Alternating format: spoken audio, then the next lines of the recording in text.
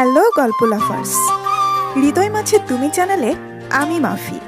আমাদের চ্যানেলে নতুন নতুন রোমান্টিক, স্যাড ও মাফিয়া টাইপ গল্প শুনতে হলে আমাদের চ্যানেলটি সাবস্ক্রাইব করে রাখুন আর লাইক দিতে মোটেও ভুলবেন না। তাহলে এই শার্ট তোর কাছে কোথা থেকে এলো? শুধু এই শার্ট নয়, আমার হারিয়ে যাওয়া টি শার্ট এবং অন্য শার্টগুলো তোর আলমারিতে কি করছে? এগুলোর তো পা নেই, নিশ্চয়ই এগুলো হেঁটে আসেনি। রিয়াসা আবারও হাসার চেষ্টা করে, তা দেখে প্রান্ত আবারও বলে, এদিকে আয় বলছি। এভাবে বলায় প্রিয়াসা ধীরে ধীরে কাছে আসে। ও কাছে আসতে খপ করে ওর হাত মুঠোয় নিয়ে নেয় প্রান্ত। তারপর আবারও জিজ্ঞেস করে, ঠিক আর কি কি চুরি করেছিস বলতো? প্রিয়াসা হাত কচলাতে কচলাতে বলে, বিশেষ করুন প্রান্ত ভাই, আমি কিচ্ছু চুরি করিনি, শুধু এই শার্ট আর টি শার্টগুলো ছাড়া। প্রান্ত কিছু বলতে যাবে তার আগেই ওর চোখ যায় প্রিয়াসার পড়ার টেবিলে রাখা একটা ঘড়ির দিকে। ম্যানওয়াজ, এবং মজার বিষয় হলো ওটা তার ওই ঘড়ি। তাই হাতে থাকা শার্টটা বিছানায় রেখে এগিয়ে এসে টেবিল থেকে ঘড়িটা তুলে বলে, বলতো আর কিনিসনি? প্রিয়াসা এবার কিছু বলার আগেই দরজার টোকা দেয় নুসাইবা এবং বলে, প্রিয়াসা আপু, দুপুরে প্রীতি আপুদের শ্বশুরবাড়ি যেতে হবে। উঠেছো তোমরা? উঠলে রেডি হতে বলেছে মা আর খালামণি। কতটুকু বলেই নুসাইবা চলে যায়। নুসাইবা চলে যেতে প্রান্ত প্রিয়াসার হাত ছেড়ে দেয়। তারপর নিচ থেকে শার্টটা তুলে ওয়াশরুমে চলে যায়। প্রান্ত চলে যেতে হাত ছাড়ে প্রিয়াসা। তারপর নিজেই নিজেকে গালি দিতে থাকে। চুরি না হয় করেছে, তাই এমন করে জাসুসগিরি করতে বলেছে কে? সম্পত্তির ভাগ তো আর চুরি করেনি।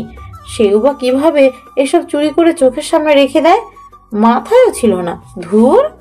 ফ্রেশ হয়ে রুম থেকে বেরিয়ে আলিয়া বেগমের সামনে পড়ে প্রান্ত। প্রান্তের পিছনে পিছনে প্রিয়াসাও বের হয়।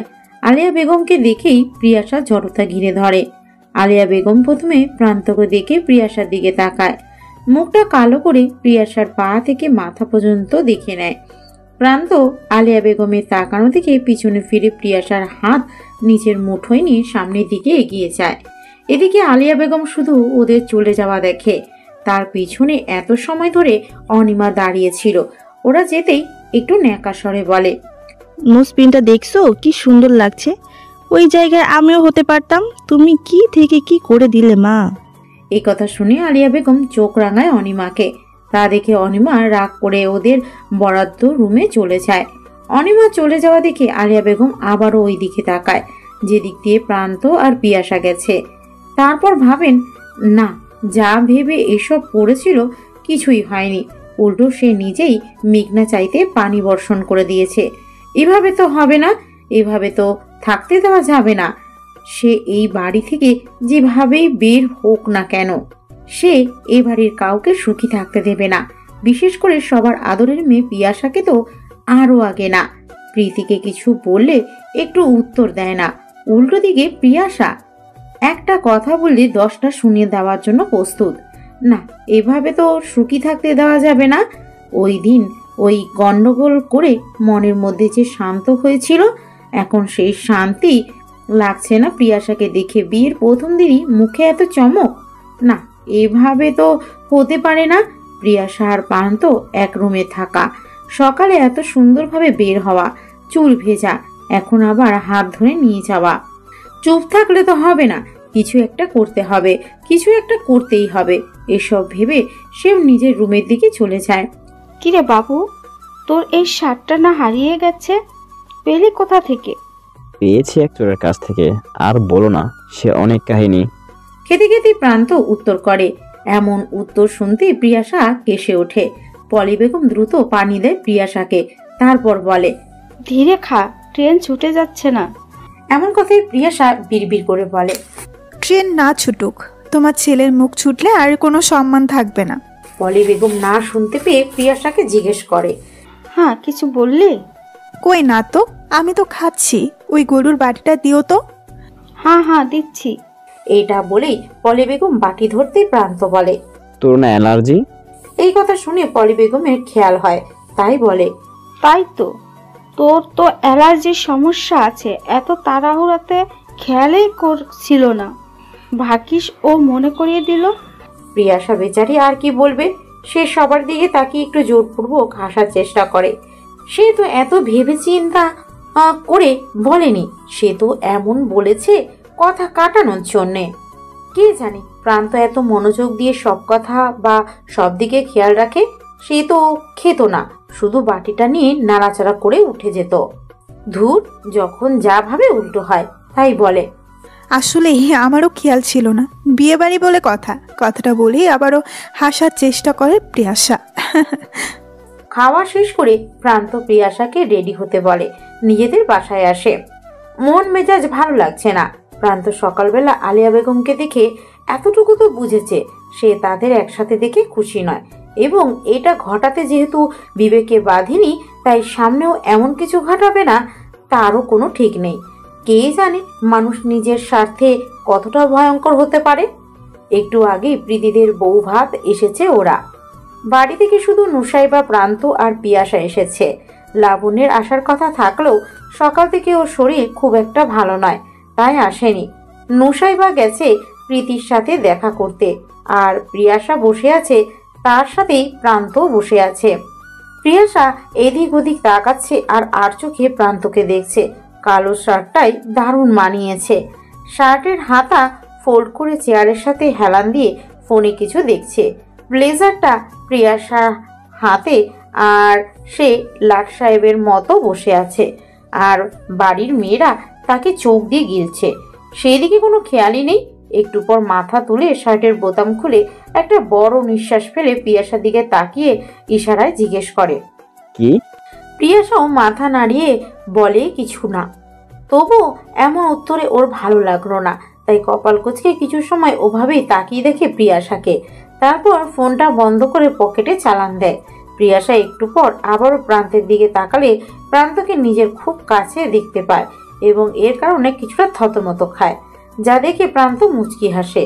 তারপর পিছন ঘুরে মেয়েগুলোর দিকে তাকিয়ে দেখে আবারও সামনের দিকে তাকিয়ে প্রিয়াসার দিকে তাকিয়ে ওর হাত নিজের হাতের মুঠোয় ভরে।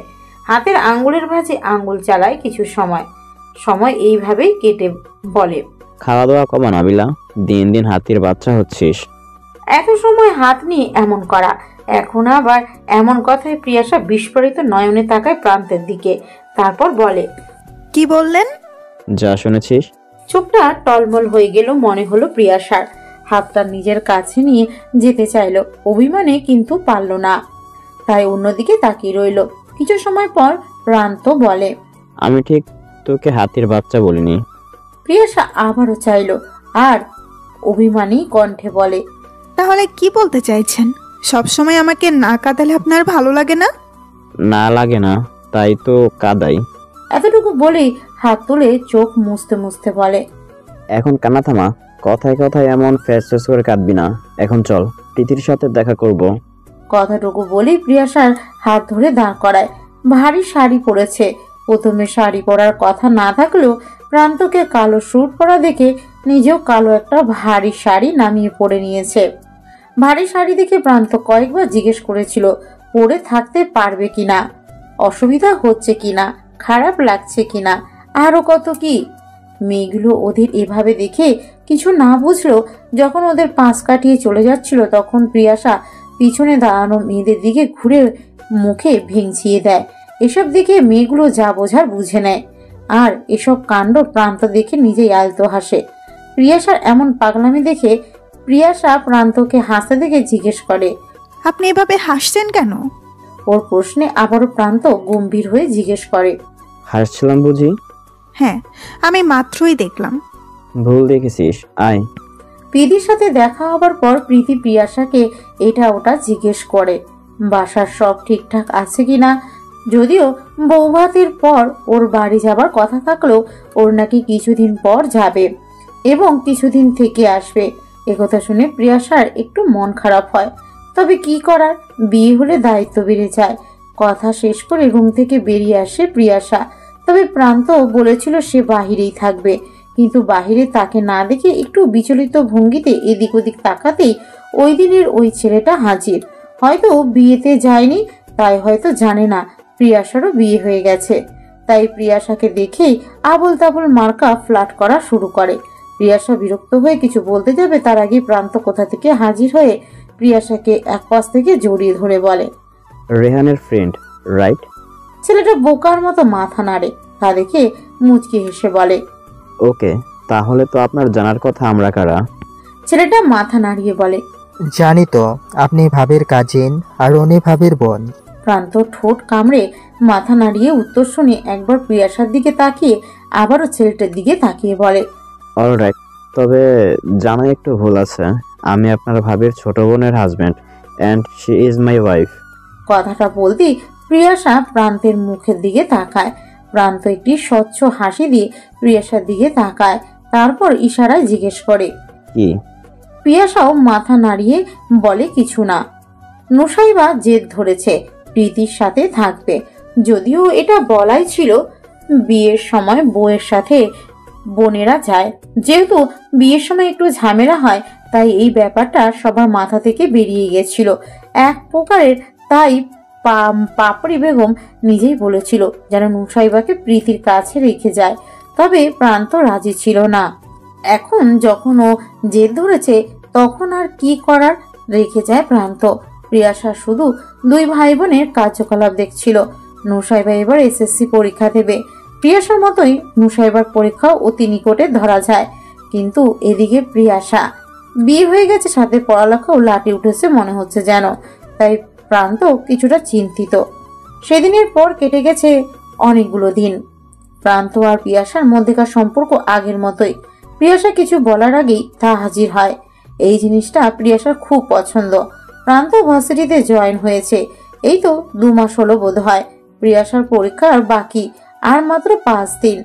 তাই জানালার সামনে দাঁড়িয়ে বই পড়ছিল আর বাইরের দিকে তাকাচ্ছিল। মনে হচ্ছে কারো অপেক্ষা করছে সে। জানালার সামনে কি করছিস? হুট করে পাপড়ি বেগমের কণ্ঠ এমন প্রশ্ন শুনে থতমত খায় প্রিয়াশা। তারপর ঘুরে তাকায় মায়ের দিকে। ওই দিনের পর থেকে বাসার মানুষের সাথে অত কথা হয় না, আর না পাপড়ি বেগমের সাথে। বাবার সাথে কথা বন্ধ হয়েছে ওই দিন রাত থেকেই। কি আর করার, ভাগ্যে যদি এমন লেখা থাকে, কি আর করার। প্রিয়াশা কিছুটা ইতস্তত কণ্ঠে বলে, প্রান্ত ভাই আসবে না? কিছু কেনাকাটা করার ছিল। মেয়ের মুখে এমন কথা শুনে কপাল কুঁচকে যায় পাপড়ি বেগমের। তারপর বলে, ভাই কি রে, বিয়ে করা বরকে ভাই বলে মানুষ? আর হয়তো ব্যস্ত তাই আসতে পারছে না। কল দিয়েছিলি? মাথা নাড়িয়ে নেতিবাচক উত্তর করে প্রিয়াশা। তা দেখে আরেকটু কপাল কুঁচকে যায় তার। তারপর সে বলে, তার জন্য অপেক্ষা করছিস? এদিকে কল করে জানা শুনি। ছেলেটা বুঝবে কি করে ও কি অন্তর্যামী? ছেলেটা সারাদিন কথা ব্যস্ত থাকে। তোদের এইসব ব্যাপার আমি বুঝি না বাপু। আরো অনেক ধরনের কথা বলতে বলতে তিনি চলে যান। এদিকে প্রিয়াশা পড়ে যায় ভাবনায়। আসলেই তো সে তো জানায়নি, তাহলে প্রান্ত ভাই কিভাবে বুঝবে? আর সে প্রান্ত ভাই বা কেন বলছে? এখন তো তারা স্বামী স্ত্রী, কিন্তু হুট করে নিজের বয়সের এত বড় একটা লোককে কিভাবে ডাকবে? বা সে তো এতদিন ভাই বলেই এসেছে, এখন হুট করে অন্য কিছু কি বলবে? আর যদি সে রাগ করে, রাগ নাও তো করতে পারে। ভার্সিটিতে কি প্রেশার বেশি পড়েছে যে এই 3 দিনে কোনো কলই দিল না? মন খারাপ হয়ে যায় প্রিয়াশার। চুপ করে মুখে আধার নামিয়ে বিছানায় বসে বাহিরের দিকে তাকায়।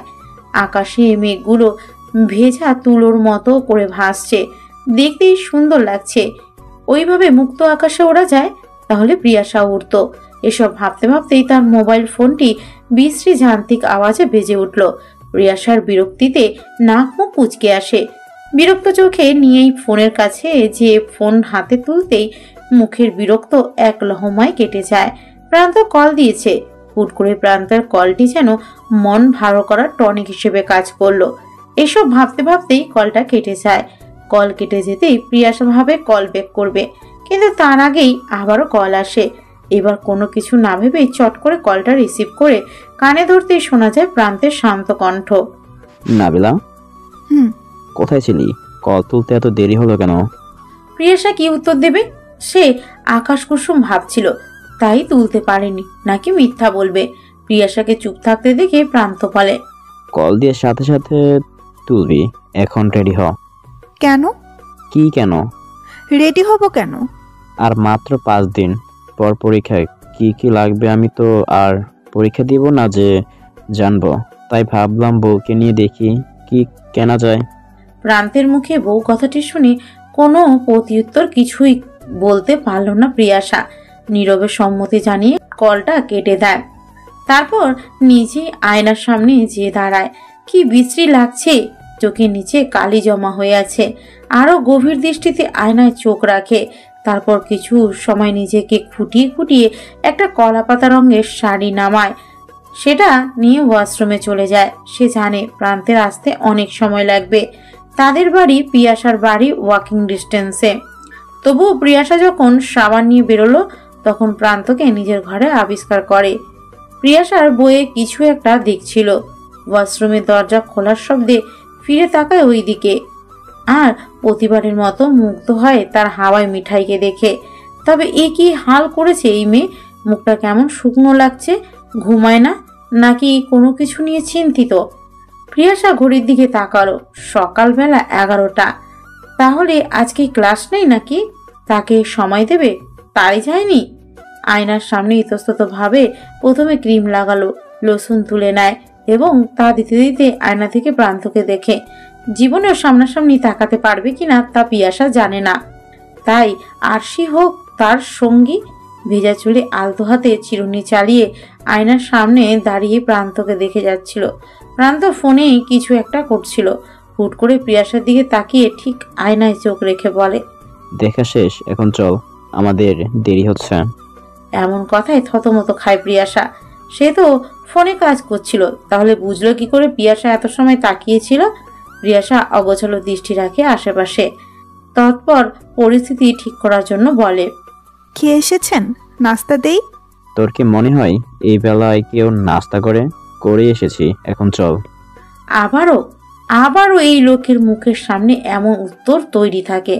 কিভাবে প্রিয়াসা ভুল ধরা যায় তা তার দায়িত্ব নীতিতে পরিণত হয়েছে যেন। তবুও প্রিয়াসা সামনে নেয় নিজেকে। তারপর বলে, মায়ের সাথেই কথা বলেছেন? তাহলে আপনি নিচে যান, আমি মায়ের সাথে দেখা করে আসছি। প্রান্ত আর কিছু বলে না।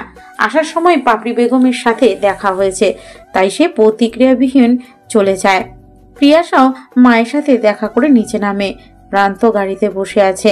প্রিয়াসাকে আসতে দেখে একটু সামনের দিকে হেলে এসে গাড়ির দরজাটা খুলে দেয়। প্রিয়াসাও বিনা বাক্য ব্যয়ে সামনে তার পাশের সিটে বসে পড়ে। শপিং মলে যেয়ে হঠাৎ করে লাবণ্যর সাথে দেখা হয়। লাবণ্য প্রিয়াসাকে দেখেই স্নেহের সাথে আলিঙ্গন করে। তারপর প্রিয়াসা আর প্রান্তকে দেখে বলে, তোমরা এখানে? প্রান্ত লাবণ্যের দিকে তাকিয়ে বলে, হ্যাঁ, ওর কিছু কেনাকাটা করার ছিল তাই। কিন্তু তুই এখানে কেন? এমনি বাসায় ভালো লাগছিল না, তাই ভাবলাম শপিং মলে এসে একটু বেবি জোনে ঘুরি।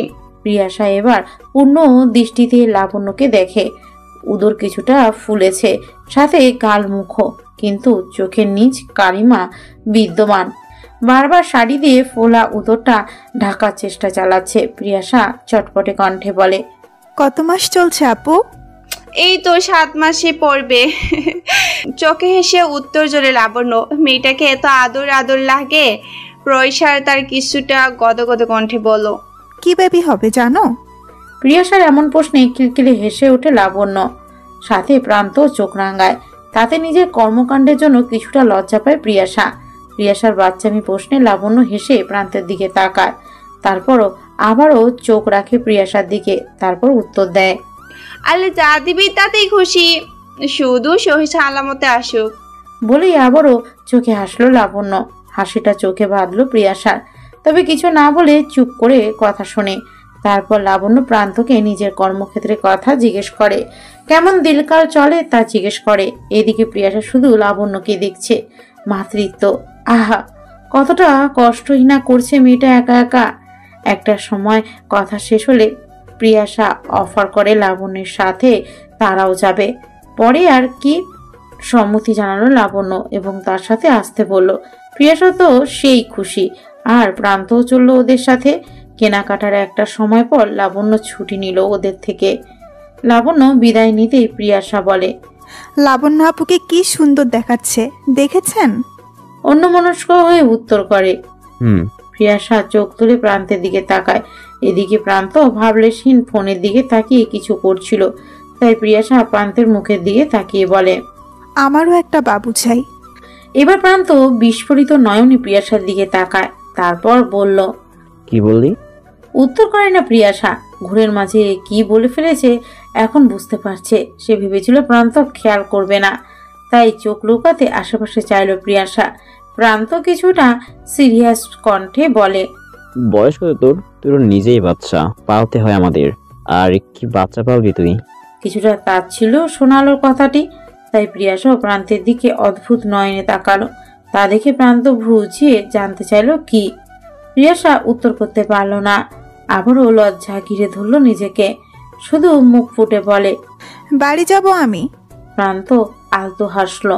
ভালোই লজ্জা পেয়েছে তার হাওয়াই মিঠাই, তাই কথা না বাড়িয়ে সেও পার্কিং লটের দিকে যেতে যেতে বলে, তুই এখানে থাক, আমি গাড়ি নিয়ে আসছি।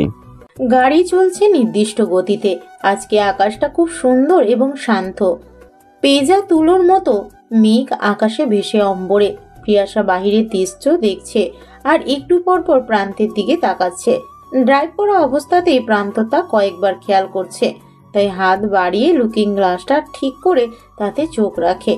এখান থেকে স্পষ্ট প্রিয়াসাকে দেখা যায় এবং তার গতিবিধি অবলোকন করা যায়। ওকে এমন উসকুস করতে দেখে প্রান্ত জিজ্ঞেস করে, কিছু বলবি? প্রিয়াসা ওর দিকে তাকায় আর প্রান্ত সামনের দিকে চোখ রেখেই বলে, কিছু সময় ধরে দেখছি উসকুস করছিস, তাই ভাবলাম কিছু বলবি কিনা। হুম। বল। আজকে আমাদের বাসায় থাকবেন? এবার চোখ তুলে সরাসরি প্রিয়াসার দিকে তাকায়, তারপর গাড়ি আগের তুলনায় স্লো করে। এটা দেখে মনে মনে প্রিয়াসা ঘাবড়ায়। কি বলতে কি বলে ফেলেছে। সে তো বলতে চেয়েছিল আমাদের বাসায় যাবে কিনা। প্রান্ত কিছুটা সামনে প্রিয়াসার দিকে এগিয়ে বলে গম্ভীর গলায় শুধায়, আমাকে দেখে ঘর জমাই মনে হয়? আবারও থতমত খায় প্রিয়াসা। এই লোক কথায় উল্টা মিনিং না বের করলে তা চলবেই না। প্রিয়াসা কি বলেছে সে ঘর জামাই থাকবে কিনা? আজব লোক। প্রান্ত নিজের মতো আবারও ড্রাইভে মন দেয়। প্রিয়াসা শুধু ভাবছে সম্পর্ক আগাবে কি করে। কটা দিন পরীক্ষা, অথচ এসবের চিন্তাই নেই। তার চিন্তা এখন একটাই, গাড়ি ব্রেক কষতেই ওর ধ্যান ভাগে। জানালা দিয়ে বাহিরে চোখ পড়তেই দেখে একটা রেস্টুরেন্টের সামনে গাড়ি থেমেছে। প্রিয়াসা পাশ ফিরে তাকানোর আগে প্রান্ত গাড়ি থেকে নেমে ওর সামনে এসে দাঁড়িয়ে গাড়ির দরজা খুলে দেয়। প্রিয়াসা কথা না বলে বেরিয়ে আসে। ও বেরিয়ে আসতেই গাড়ি লক করে প্রিয়াসার হাত ধরে এগিয়ে যায় রেস্টুরেন্টের ভিতরে। তারপর কর্নার দেখে একটা টেবিলে বসে। বসার কিছু সময় পর প্রান্ত দাঁড়িয়ে যায়। তা দেখে প্রিয়া মুখ তুলে কিছু বলার পূর্বেই ও প্রিয়াসাকে বলে, তুই বস, আমি এক্ষুনি আসছি। প্রিয়াসা ভেবেছে প্রান্ত স্মোক করতে যাবে, তবে তাকে ভুল প্রমাণ করে কিছুক্ষণের মধ্যেই প্রান্ত আসে। তার হাতে একটা জুসের বোতল। প্রিয়াসা আলতো হাসলো। এর জন্য গিয়েছিল? প্রিয়াসা সফট ড্রিঙ্কস খেতে পারে না, বরাবরই জুস তার প্রথম তালিকায়। আর প্রান্ত তা মনে রেখেছে, তা দেখে আবারও হাসলো। প্রান্ত পাশে বসতেই ওকে এভাবে হাসতে দেখে বলে, কি হয়েছে, এভাবে হাসছিস কেন? এমনি।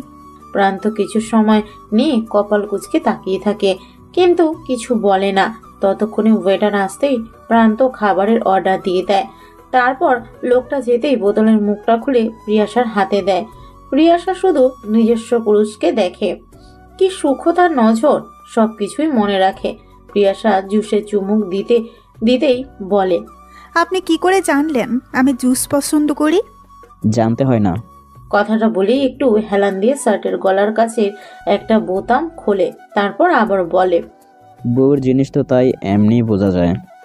এমন কথায় কেসে ওঠে প্রিয়াসা। তা দেখে তাড়াতাড়ি কাছে এসে মাথায় আলতো চাপড় মারে। তারপর বলে, ধীরে, কি করছিস? প্রিয়াসা থামে, তারপর প্রান্তের মুখের দিকে তাকায়। কিছু বলতে যাবে তার আগেই ওয়েটার এসে খাবার টেবিলে রেখে যায়। প্রান্ত কথা বলতে না দিয়ে খাবার প্লেটে বাড়ে। চামচ দিয়ে খাবার তুলে প্রিয়াসার মুখের সামনে ধরে, তারপর ইশারা করে খেতে। প্রিয়াসাও ভালো মেয়ের মতো মুখে তুলে নেয়। খাওয়া দাওয়া শেষ করে প্রিয়াসাকে বাড়িতে নামিয়ে দেয় প্রান্ত, তবে বাড়ির ভিতরে আসে না। তার জন্য প্রিয়াসার মন খারাপ হয়ে আসলেও প্রকাশ করে না। প্রান্ত শুধু এতটুকু বলে, হাতে মাত্র 4 দিন বাকি আছে, ঠিক মতো পড়বি। আমি রাতে কল করব, আর ঠিক মতো ঘুমিয়ে পড়বি। বেশি রাত জাগার দরকার নেই। আর পরীক্ষা দিতে আমি নিয়ে যাব। আর প্রতিটা কথা বিনা বাক্যে মেনে নিয়ে হ্যাঁ হ্যাঁ বলে বিদায় জানায় প্রান্তকে। প্রান্ত আগে প্রিয়া কাব বাড়িতে যেতে বলে। প্রিয়াশা এবারও বিনা বাক্যে রাজি হয়ে বাড়ির ভিতর চলে যায়। ও চলে যেতেই প্রান্ত গাড়ির স্টার্ট দেয় নিজের গন্তব্যের উদ্দেশ্যে। কেটে গেছে মধ্যে 4টা দিন। আজকে প্রিয়াশার এইচএসসি বাংলা প্রথম পত্র পরীক্ষা। সকাল 10টায় পরীক্ষা শুরু হবে, তাই প্রথম পরীক্ষা দেখে প্রান্ত কিছু সকালেই ওদের বাড়িতে এসে হাজির হয়। ওই সময় প্রিয়াশা চুলে বেনি গাচ্ছিল। প্রান্ত মনোযোগ সহকারে তা দেখে। কেন দেখে কে জানে। তারপর বিছানা থেকে উঠে এসে বইটা হাতে নিজে উল্টে পাল্টে দেখে। কয়েকটা পেজে ছোট ছোট কিছু লেখা। প্রথমে নোটস ভেবে মনের ভিতর কেমন জানি সন্দেহের দানা বাঁধে, তাই আবারও বইটা উল্টে পাল্টে দেখা শুরু করে এবং যখন লেখাটা বুঝতে পারে প্রান্ত চকিত হয়। তার মানে কি মনে করে আরও একটা বই হাতে তুলে নেয় এবং সেই বইতেও একই কাণ্ড। তারপর চোখে পড়ে টেবিলে রাখা খাতায়, ওইখানেও একই কাজ। এটা যদি অন্য কেউ দেখে কি বলবে। প্রিয়াশা সে তো মনের সুখে চুল বাঁধছে, তার এদিকে খেয়ালই নেই। হুট করে চোখ পড়ে আয়নায়। প্রান্তের প্রতিবিম্বের উপর চোখ পড়তেই প্রিয়াশার হাত থামে। প্রান্ত এখনো প্রতিটা সামনে থাকা বই দেখছে এবং প্রতিটা বইয়ে তার নাম লেখা। কিছু পৃষ্ঠা উল্টাতেই তার নাম খুঁজে পায়। প্রিয়াশা ঘুরে প্রান্তের দিকে তাকায়। ঠিক ওই সময় প্রান্ত কি মনে করে প্রিয়াশার দিকে তাকাতেই চোখাচোখি হয়। প্রিয়াশা লজ্জায় চোখ নামিয়ে নেয় আর প্রান্ত বইগুলো টেবিলে রেখে বলে, পড়ালেখা বাদ দিয়ে এগুলো কি করছিস? প্রিয়াশা জবাব করে না। তা দেখে প্রান্ত হেঁটে প্রিয়াশার সামনে এসে বলে, তোর মাকে বলবো তার মেয়ে পড়ালেখা বাদ দিয়ে এগুলো করে? প্রিয়াশা মুখ তুলে এবার চাইলো আর মাথা নাড়িয়ে না বোঝালো। তা দেখে প্রান্ত ঠোঁট কামড়ে তীক্ষ্ণ নজরে তাকিয়ে থাকে। তারপর বলে, কবে থেকে এসব করছিস? আজকে আমি দেখছি। এখন যদি অন্য কেউ দেখতো তখন তো আমাকে বলতো, নয়শির তোমার বউ তো তোমার জন্য পাগল হয়ে এদিক ওদিক তোমার নাম লিখে বেড়াচ্ছে। প্রিয়াশা এই কথার বিপরীতে কথা খুঁজে পেল না। কথার মধ্যে সূক্ষ্ম খোঁচা মারাটা আন্দাজ করতে পেরেছে। প্রান্তের সাথেও কখনোই কথায় পারবে না, তাই হার মেনে নিয়ে আবারও ঘুরে তাড়াতাড়ি হাত চালায় নিজের চুলে। তারপর চুল বেঁধে খুঁজে খুঁজে একটি কাজল দেওয়ার পর একটু লিপস্টিক দিতেই কিছুটা মৃদু স্বরে ধমকে ওঠে প্রান্ত। কে দিয়েছিস ওটা? লিপস্টিক। মুছ ওটা, এখনই মুছবি। দ্বিধার চোখে তাকালো। চোখটা কেমন ভরে উঠল। এই বুঝে গড়িয়ে পড়বে অসুর সরু নহর। তবু নিজেকে সামলে নিয়ে ড্রেসিং টেবিলের থেকে একটা টিস্যু নিয়ে ঠোঁটের লিপস্টিক মুছে ফেলে। তা দেখে বিশ্বজয়ী হাসি মুখে ঝুলিয়ে বলে, পরীক্ষা দিতে যাবি মানুষকে দেখাতে না, আর আমি স্বামী, আমাকে দেখাবি। আর কারো দেখা দরকার নেই। এখন চল, দেরি হচ্ছে। যতটুকু মন খারাপ হয়েছিল প্রান্তের এই কথায় মন ফুরফুর হয়ে গেল। তাই সেও সাই জানিয়ে মায়ের থেকে বিদায় নিয়ে গাড়িতে গিয়ে বসে। এ গাড়িতে চড়তেই ওই পরামর্শ দিতে থাকে, কিভাবে পরীক্ষা দেবে, কিভাবে থাকবে, ঘাবড়াবে না, আরো কত নিয়ম কানুন। প্রিয়াশা প্রতিটি সময় শুধু ভালো মেয়ের মতো মাথা নাড়িয়ে সম্মতি জানিয়ে যায় এবং কথা শেষ হতেই গাড়ি এসে থামে পরীক্ষার হলের সামনে। প্রিয়াশা গাড়ির দরজার হাতলে হাত রাখে খোলার জন্য। তার আগেই ওর হাতে টান পড়ে, তাই মুখ ঘুরিয়ে তাকায়। প্রান্ত তাকিয়ে আছে ওর দিকে। তা দেখে প্রিয়াশা বলে, কিছু বলবেন? নিজে এগিয়ে এসে প্রিয়াশার কাছে, তারপর গালে হাত রেখে চোখে চোখ রেখে বলে, ঠিক মতো পরীক্ষা দিবি। জানিস তো তোর বাবার কাছে যেন আমার ছোট হতে না হয়, আর না অন্য কারোর কাছে। আমি যেন গর্ব করে বলতে পারি আমার বউ ভালো রেজাল্ট করেছে। মাথা ঠান্ডা রেখে পরীক্ষা দিবি। দোয়া রইল তোর জন্য। কথাটা শেষ করেই কপালে চুমু খায় প্রান্ত। এই প্রথম স্পর্শ। আর আবদার প্রিয়াশা কিভাবে ফেলে। সে তার আবদার রাখবে, ভালো রেজাল্ট করবে, করতে না পারুক চেষ্টা করবে, যাতে তার প্রান্ত ভাইকে কথা শুনতে না হয়। তাই সে প্রান্তকে আশ্বস্ত করে বলে, আমি চেষ্টা করব, দোয়া করবেন। এই উত্তর পেয়ে প্রান্তকে ছেড়ে দেয়। প্রিয়াশাও গাড়ি থেকে নেমে একবার প্রান্তের কাছে বিদায় নিয়ে কেন্দ্রে চলে যায়। আর প্রান্ত গাড়ি থেকেই প্রিয়াশা চলে যাওয়া দেখে। প্রিয়াশা পরীক্ষা কেন্দ্রে ঢুকতেই প্রান্ত গাড়ি স্টার্ট দেয়। দীর্ঘ 1 মাস পর প্রিয়াশার পরীক্ষা আজকে শেষ হলো। হল থেকে বেরিয়েই মন ফুরফুরে হয়ে ওঠে। এখন আর পড়ালেখার চিন্তা না, এখন স্বামী, সংসার, একটা ছোট্ট সোনার কথাটা ভেবেই মুখটা লজ্জায় রাঙা হয়ে উঠল। দিন দিন প্রিয়াশা কেমন লোভী হয়ে উঠছে। আলতো হাসলো, তারপর চোখ প্রান্তের উপর পড়ল। হালকা নেভি ব্লু শার্টের হাতা ফোল্ড করে ভাঁজ করা, বুকে হাত গুজে টান টান হয়ে দাঁড়িয়ে আছে এবং নজর রয়েছে প্রিয়াশার দিকে। প্রিয়াশা দীর্ঘ হাতে প্রান্তকে দেখে। আগে থেকে সম্পর্কে উন্নতি হয়েছে। তারপর এগিয়ে আসে প্রিয়াশা। আজকে মনটা এত আনন্দিত। পরীক্ষা কেমন হলো? ভালো। কোথায় যাবেন? কোথায় যাওয়া যায়? আপনি বলেন। প্রান্ত আর কিছু বলে না, গাড়ি স্টার্ট দেয়। গাড়ি চলছে নিজের গতিতে।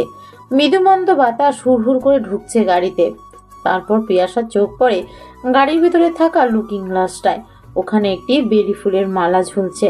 প্রিয়াশা হাত বাড়িয়ে ওটা নেয়, তারপর প্রান্তের দিকে তাকায়। তা বুঝে প্রান্ত ঠোঁট চেপে হেসে বলে, তখন বাইরে দেখছিলাম, তাই কিনে আনলাম। প্রিয়াশা বিনা বাক্যে তা হাতে পেঁচিয়ে দেখে। একটু পরপর নাসারন্দের কাছে ঘ্রাণ নিতে থাকে।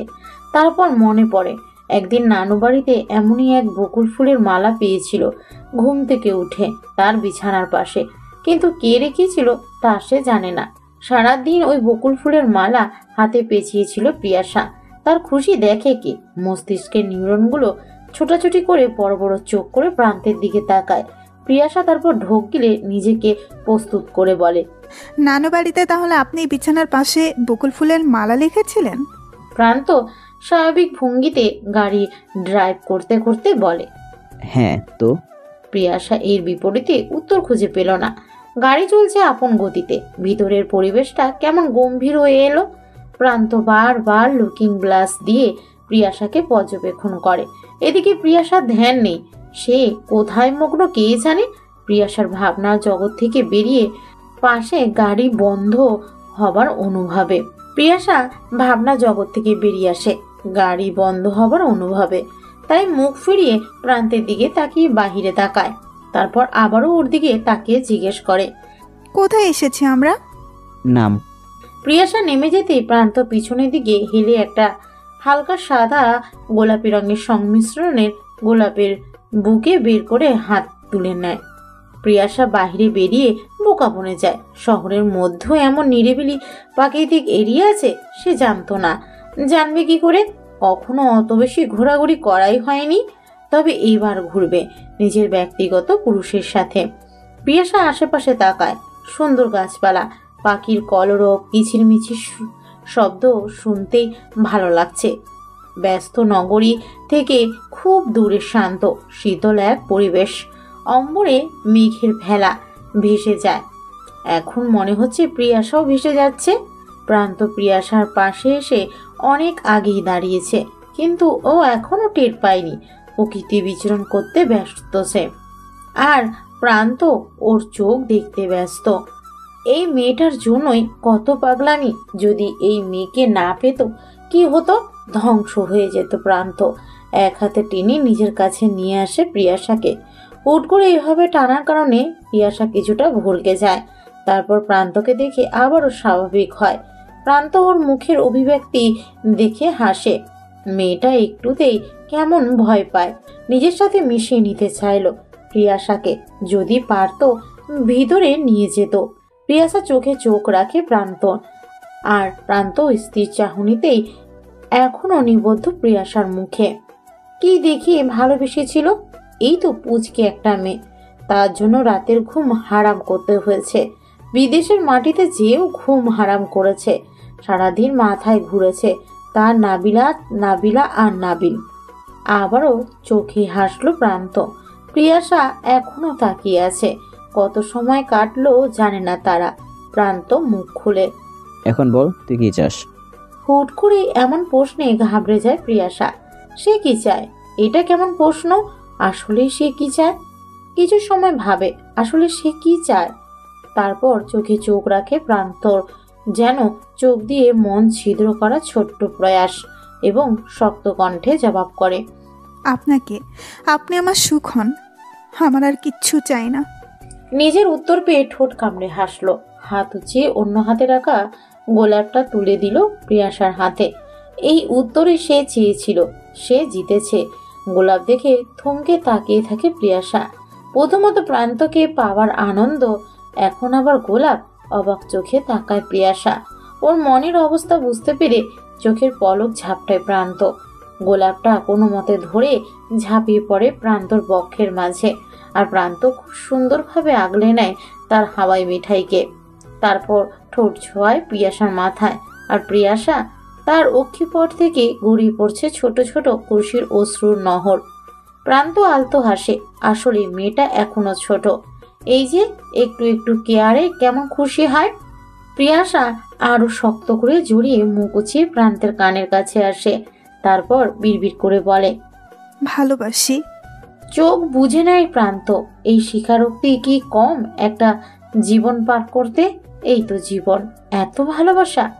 কথাটা বলে প্রিয়াশা মুখ লুকায় আবার প্রান্তের বক্ষে। প্রান্ত হাত দিয়ে ওর দুগালে হাত রেখে নিজ মুখের সামনে এনে ওর মুখ মুখোমুখি করে তুলে ধরে। প্রিয়াশা চোখ পিটপিট করে চাইল, কিন্তু কিছু বলার আগেই প্রিয়াশার ওষ্ঠ প্রান্তে দখলে নিয়ে নেয়। মাগরিবের আজান দিয়েছে, আশেপাশে আধার নামবে ভাব। প্রিয়াশাকে নিয়ে নিজের বাড়িতে ভিতর ঢোকে প্রান্ত। এই প্রথম আসার আগে পর্যন্ত তাদের মাঝে আর কোনো বাক্য ব্যয় হয়নি। প্রিয়াশাকে এভাবে বাড়িতে নিয়ে আসায় বোকা বনে যায় পলি বেগম। পলি বেগম এমন অবস্থায় দুজনকে বাড়ি ফিরতে দেখে ভীষণ চমকায়, কিন্তু কিছু বলার আগে প্রান্ত ড্রয়িং রুমে দাঁড়িয়ে প্রিয়াশার হাত আরো শক্ত করে ধরে বলে, আমার বউ আমি নিয়ে এসেছি, ওর মাকে আমি জানিয়ে দেব। এটা নিয়ে আর কোনো কথা বাড়াতে চাই না। পুরোটার সময় হতভম্ব হয়ে প্রিয়াশা শুনলো ও তাকিয়ে তাকিয়ে প্রান্তের করা পাগলামি দেখলো। আজকে যেন অন্য প্রান্তকে দেখছে। এই প্রান্ত তার কাছে বড্ড অচেনা। হাতে টান পড়তে ভাবনা জগৎ থেকে ছিটকে বেরিয়ে আসে প্রিয়াশা। সিঁড়ি ভেঙে উপরে চলে যায় ওরা, আর পলি বেগম স্তব্ধ হয়ে দেখলো ওদের, কিন্তু কোনো কথা খুঁজে পেল না। কি বলবেন বা করবেন? এই ছেলে এমন কেন, এত জেদ কেন? ঘরে ঢুকে প্রান্ত প্রিয়াশাকে বিছানায় বসায়, তারপর ধীরে হেঁটে এসে কাভার থেকে কিছু একটা বের করে এনে প্রিয়াশার হাতে ধরিয়ে দেয়। প্রিয়াশা শুধু দেখছে প্রান্তের কর্মকাণ্ড। প্রিয়াশা কিছু বলার আগেই বলে, এটা তোর, আমি বাইরে একটু আসছি। প্রিয়াশাকে কিছু বলার সুযোগ না দিয়ে ঠিক যেমন ভাবে হড়পড়িয়ে প্রান্ত ঘরে ঢুকেছিল ঠিক তেমন ভাবেই বেরিয়ে গেল। প্রিয়াশা শুধু ডাগর ডাগর চোখ দিয়ে দেখেই গেল। প্রান্ত চলে যেতে হাতের সামনে ওই প্যাকেটটা নজর যায়। এক দৃষ্টিতে তাকিয়ে রইল সেই দিকে। কি করবে বা কেন দিল কিছুই মাথায় ঢুকছে না প্রিয়াশার। তবুও কিছু সময় অপেক্ষা করে প্যাকেটটা হাতে তুলে নেয়। ওখান থেকে বেরিয়ে আসে বেবি পিঙ্ক কালারের কাতানের ভারী কাজ করা একটি শাড়ি। দেখেই বোঝা যায় এগুলো বিয়ের বা নতুন বউয়ের শাড়ি এবং সাথের প্রয়োজনীয় জিনিসপত্র। এমন কিছু প্রত্যাশা করেনি প্রিয়াশা, বোকা বনে যায়। তারপর কি যেন মনে করে প্যাকেটের ভিতরে হাত দেয়। সেখান থেকে বেরিয়ে আসে আরো একটি প্যাকেট। দুমনা করে সেটা খুলতে আরো চমকায়। সেখানে কিছু হালকা শ্যাওলা রঙের কিছু অর্নামেন্টস এবং প্রয়োজনীয় সাজবা জিনিসপত্র। এগুলো হাতে নিয়ে বসে থাকে কিছু সময়। প্রিয়াশার চমক যেন শেষ হচ্ছে না, তবে মস্তিষ্ক হিসাব মিলাতে চাপ প্রয়োগ করতেই বুঝতে সময় লাগে না। মুখে একটা লজ্জা রাঙা হাসি খেলে গেল যেন। কেবল খোপা করে প্রান্তের দেওয়া বুকে থেকে গোলাপ গুজে সাদা রঙের দোপাট্টাটা মাথায় তুলেছে প্রিয়াশা। দরজায় করাঘাতের শব্দে ঘড়ির দিকে তাকায়। রাত 10টা ছাড়িয়েছে কখন খেয়ালও করেনি, এবং তাকে ডাকতেও কেউ আসেনি এখন পর্যন্ত। খুবই আশ্চর্য হয় প্রিয়াশার। কেউ না আসলেও অন্তত নুসাইবার আসার কথা ছিল, সেও আসেনি। বুকের ভেতর মাথাম বেজে ওঠে। এত সময় মনের সুখে তো বউ সেজে গুজে বসেছে, এখন কি লজ্জাটাই না পেতে হবে। সময় নিয়ে দাঁড়ালো। বিয়ের পর থেকে শাড়ি পরাও হয়েছিল প্রায় সময়, তাই এটা সামলাতেও বেশি বেগ পেতে হলো না। তারপর মনে পড়ল ফোনের কথা। ফোনটা প্রান্তের কাছে থাকলে একটু রিলিফ লাগতো। দুরু দুরু বুক নিয়ে দরজার সামনে যায়। ধাতস্থ হয়ে দরজার লক খুলতেই প্রান্ত রুমে প্রবেশ করে, এবং প্রবেশ করতেই থমকে তাকিয়ে রইল কিছু সময়। তারপর কিছু না বলে ঘরের ভিতরে ঢুকে কাভার থেকে নিজের প্রয়োজনীয় জিনিসগুলো নিয়ে সোজা ওয়াশরুমে চলে যায়। ফ্রেশ হয়ে বেরিয়ে দেখে প্রিয়াশা মুখ লটকে সোফায় বসে আছে, তবুও কিছু বলল না। সোজা হেঁটে এসে আয়নার সামনে দাঁড়িয়ে চুল মুছতে মুছতে আবারও চোখে চোখ রাখে প্রিয়াসার উপরে। এবার প্রিয়াসা ওর দিকেই তাকিয়েছিল। তা দেখে আবারও ঠোঁট কামড়ে হাসে প্রান্ত। তার নজরে আসতে প্রিয়াসা চোখ সরিয়ে নেয়। মুখে তার অভিমানের ঘন ঘটা। চুলে হাত দিয়ে ব্যাক ব্রাশ করতে করতে ওর সামনে এসে জিজ্ঞেস করে, রাতে খেয়েছিস? আবারও চোখ তুলে তাকায় প্রিয়াসা। ভীষণ লজ্জা লাগছে, ঘুটিয়ে যেতে ইচ্ছে করছে। কেমন যেন প্রিয়াসার কাছে এই অনুভূতি অদ্ভুত এবং নতুন।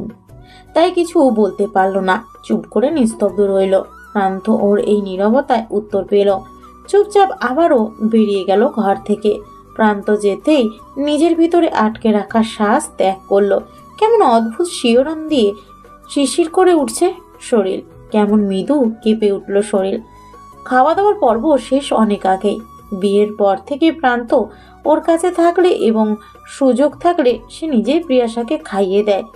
এই জিনিসটা নতুন না। প্রিয়াসা প্রথম প্রথম অদ্ভুত লাগলো, এখন ব্যাপারটা খুবই এনজয় করে প্রিয়াসা। প্রান্ত জরুরি করার আশায় সে আবারও বাইরে গেছে। প্রিয়াসার বুঝে আসছে না এই লোক এত ছোটাছুটি করে কেন। এইসব ভাবতে ভাবতেই প্রিয়াসার চোখ যায় বারান্দায়। আজকের রাতটা ভীষণ সুন্দর। আলতো হাত উঠে এসে আয়নার সামনে দাঁড়ায়। তারপর শাড়িটা আবারও ঠিকঠাক করে তাকিয়ে আলতো হাতে লিপস্টিকটা তুলে নেয়। ওই দিন লিপস্টিক দিতে মানা করেছিল, তাই এই পর্যন্ত আর ঠোঁটে লিপস্টিক ছোঁয়ায়নি প্রিয়াসা। আজকেই দিল, তাই আবারও আলতো হাতে লিপস্টিক দেয়। তারপর লিপস্টিকটা রেখে বারান্দায় এসে দাঁড়ায়। প্রান্তদের বাড়ির প্রত্যেকটা বেলকুনিতে গ্রিলের ব্যবস্থা করা থাকলেও প্রান্তের রুমে শুধু রেলিং করে ডিজাইন করা। সেখানে রেলিংয়ে ঠেস দিয়ে আকাশের দিকে তাকায়। তারপর চোখ বন্ধ করে বড় একটা শ্বাস টেনে নেয় নিজের মাঝে। নিজের পিঠের কাছে কিছুর অনুভব পেতেই ঝট করে চোখ মিলে তাকায় প্রিয়াসা। তবে কিছু বলার পূর্বেই তার কাঁধে থুতুনি ঠেকায় প্রান্ত। তারপর নরম ও শীতল গলায় বলে, শুভ, 18 আমার হাওয়াই মিঠাই। কথাটা বলেই কাঁধে গভীর এক চুমু খায় প্রান্ত। আলতো কামড় অনুভব হতেই শাড়ি খামছে ধরে আবারও চোখ বন্ধ করে ফেলে প্রিয়াসা। আজকে তার জন্মদিন, মাথা থেকে একদম বেরিয়ে গেছিল। আবারও কিছু মনে পড়তে ঝট করে চোখ খুলে প্রিয়াসা। তাহলেই এর কারণেই যত পাগলামি। তার 18 হওয়ার আগ পর্যন্ত এত ধৈর্য, বাহ বাহ। তবে মুখে কোনো কথা বলল না। কাঁধ থেকে মুখ তুলে আবারও নিজের দিকে ঘোরায় প্রিয়াসাকে। তারপর আবারও কাঁধে, গলায়, গালে, তারপর কপালে, সর্বশেষে ঠোঁটের কাছে এসে থামে। প্রিয়াসার চোখ বন্ধ করে নিজের কাঙ্ক্ষিত পুরুষের বেহায়া স্পর্শগুলো অনুভব করে। স্পর্শ থামতেই পিট পিট করে চোখ খুলতেই চোখ পড়ে একদম প্রান্তের চোখে। এত সময় প্রান্ত বোধ হয় তাকিয়েছিল প্রিয়াসার তাকানোর অপেক্ষায়। প্রিয়াসা তাকাতেই প্রান্ত চোখে চোখ রেখে ফিসফিস করে বলে, আমার একটু শান্তি দিবি? আমায় একটু নিজের মাঝে টেনে নিবি? আমায় একটু শান্তির বড্ড প্রয়োজন। আমার তোকে খুব বেশি প্রয়োজন। আকুলতা মেশানো অনুরোধ শোনালো সেই কণ্ঠে। প্রিয়াসাও ফিরিয়ে দিতে পারল না। দূরত্ব কমিয়ে এনে জড়িয়ে ধরল প্রান্তকে। প্রান্ত তার অনুমতি পেয়ে যায়, কোলে তুলে নেয় প্রিয়াসাকে। হুট করেই এমতাবস্থায় কোলে তুলতে ঘাবড়ে গলার কাছে শার্ট খামচে ধরে প্রিয়াসা। তা দেখে আবারও ঠোঁট কামড়ে হাসে প্রান্ত। আলতো পায়ে বিছানায় নিয়ে বসিয়ে কিছু সময় তাকিয়ে থাকে।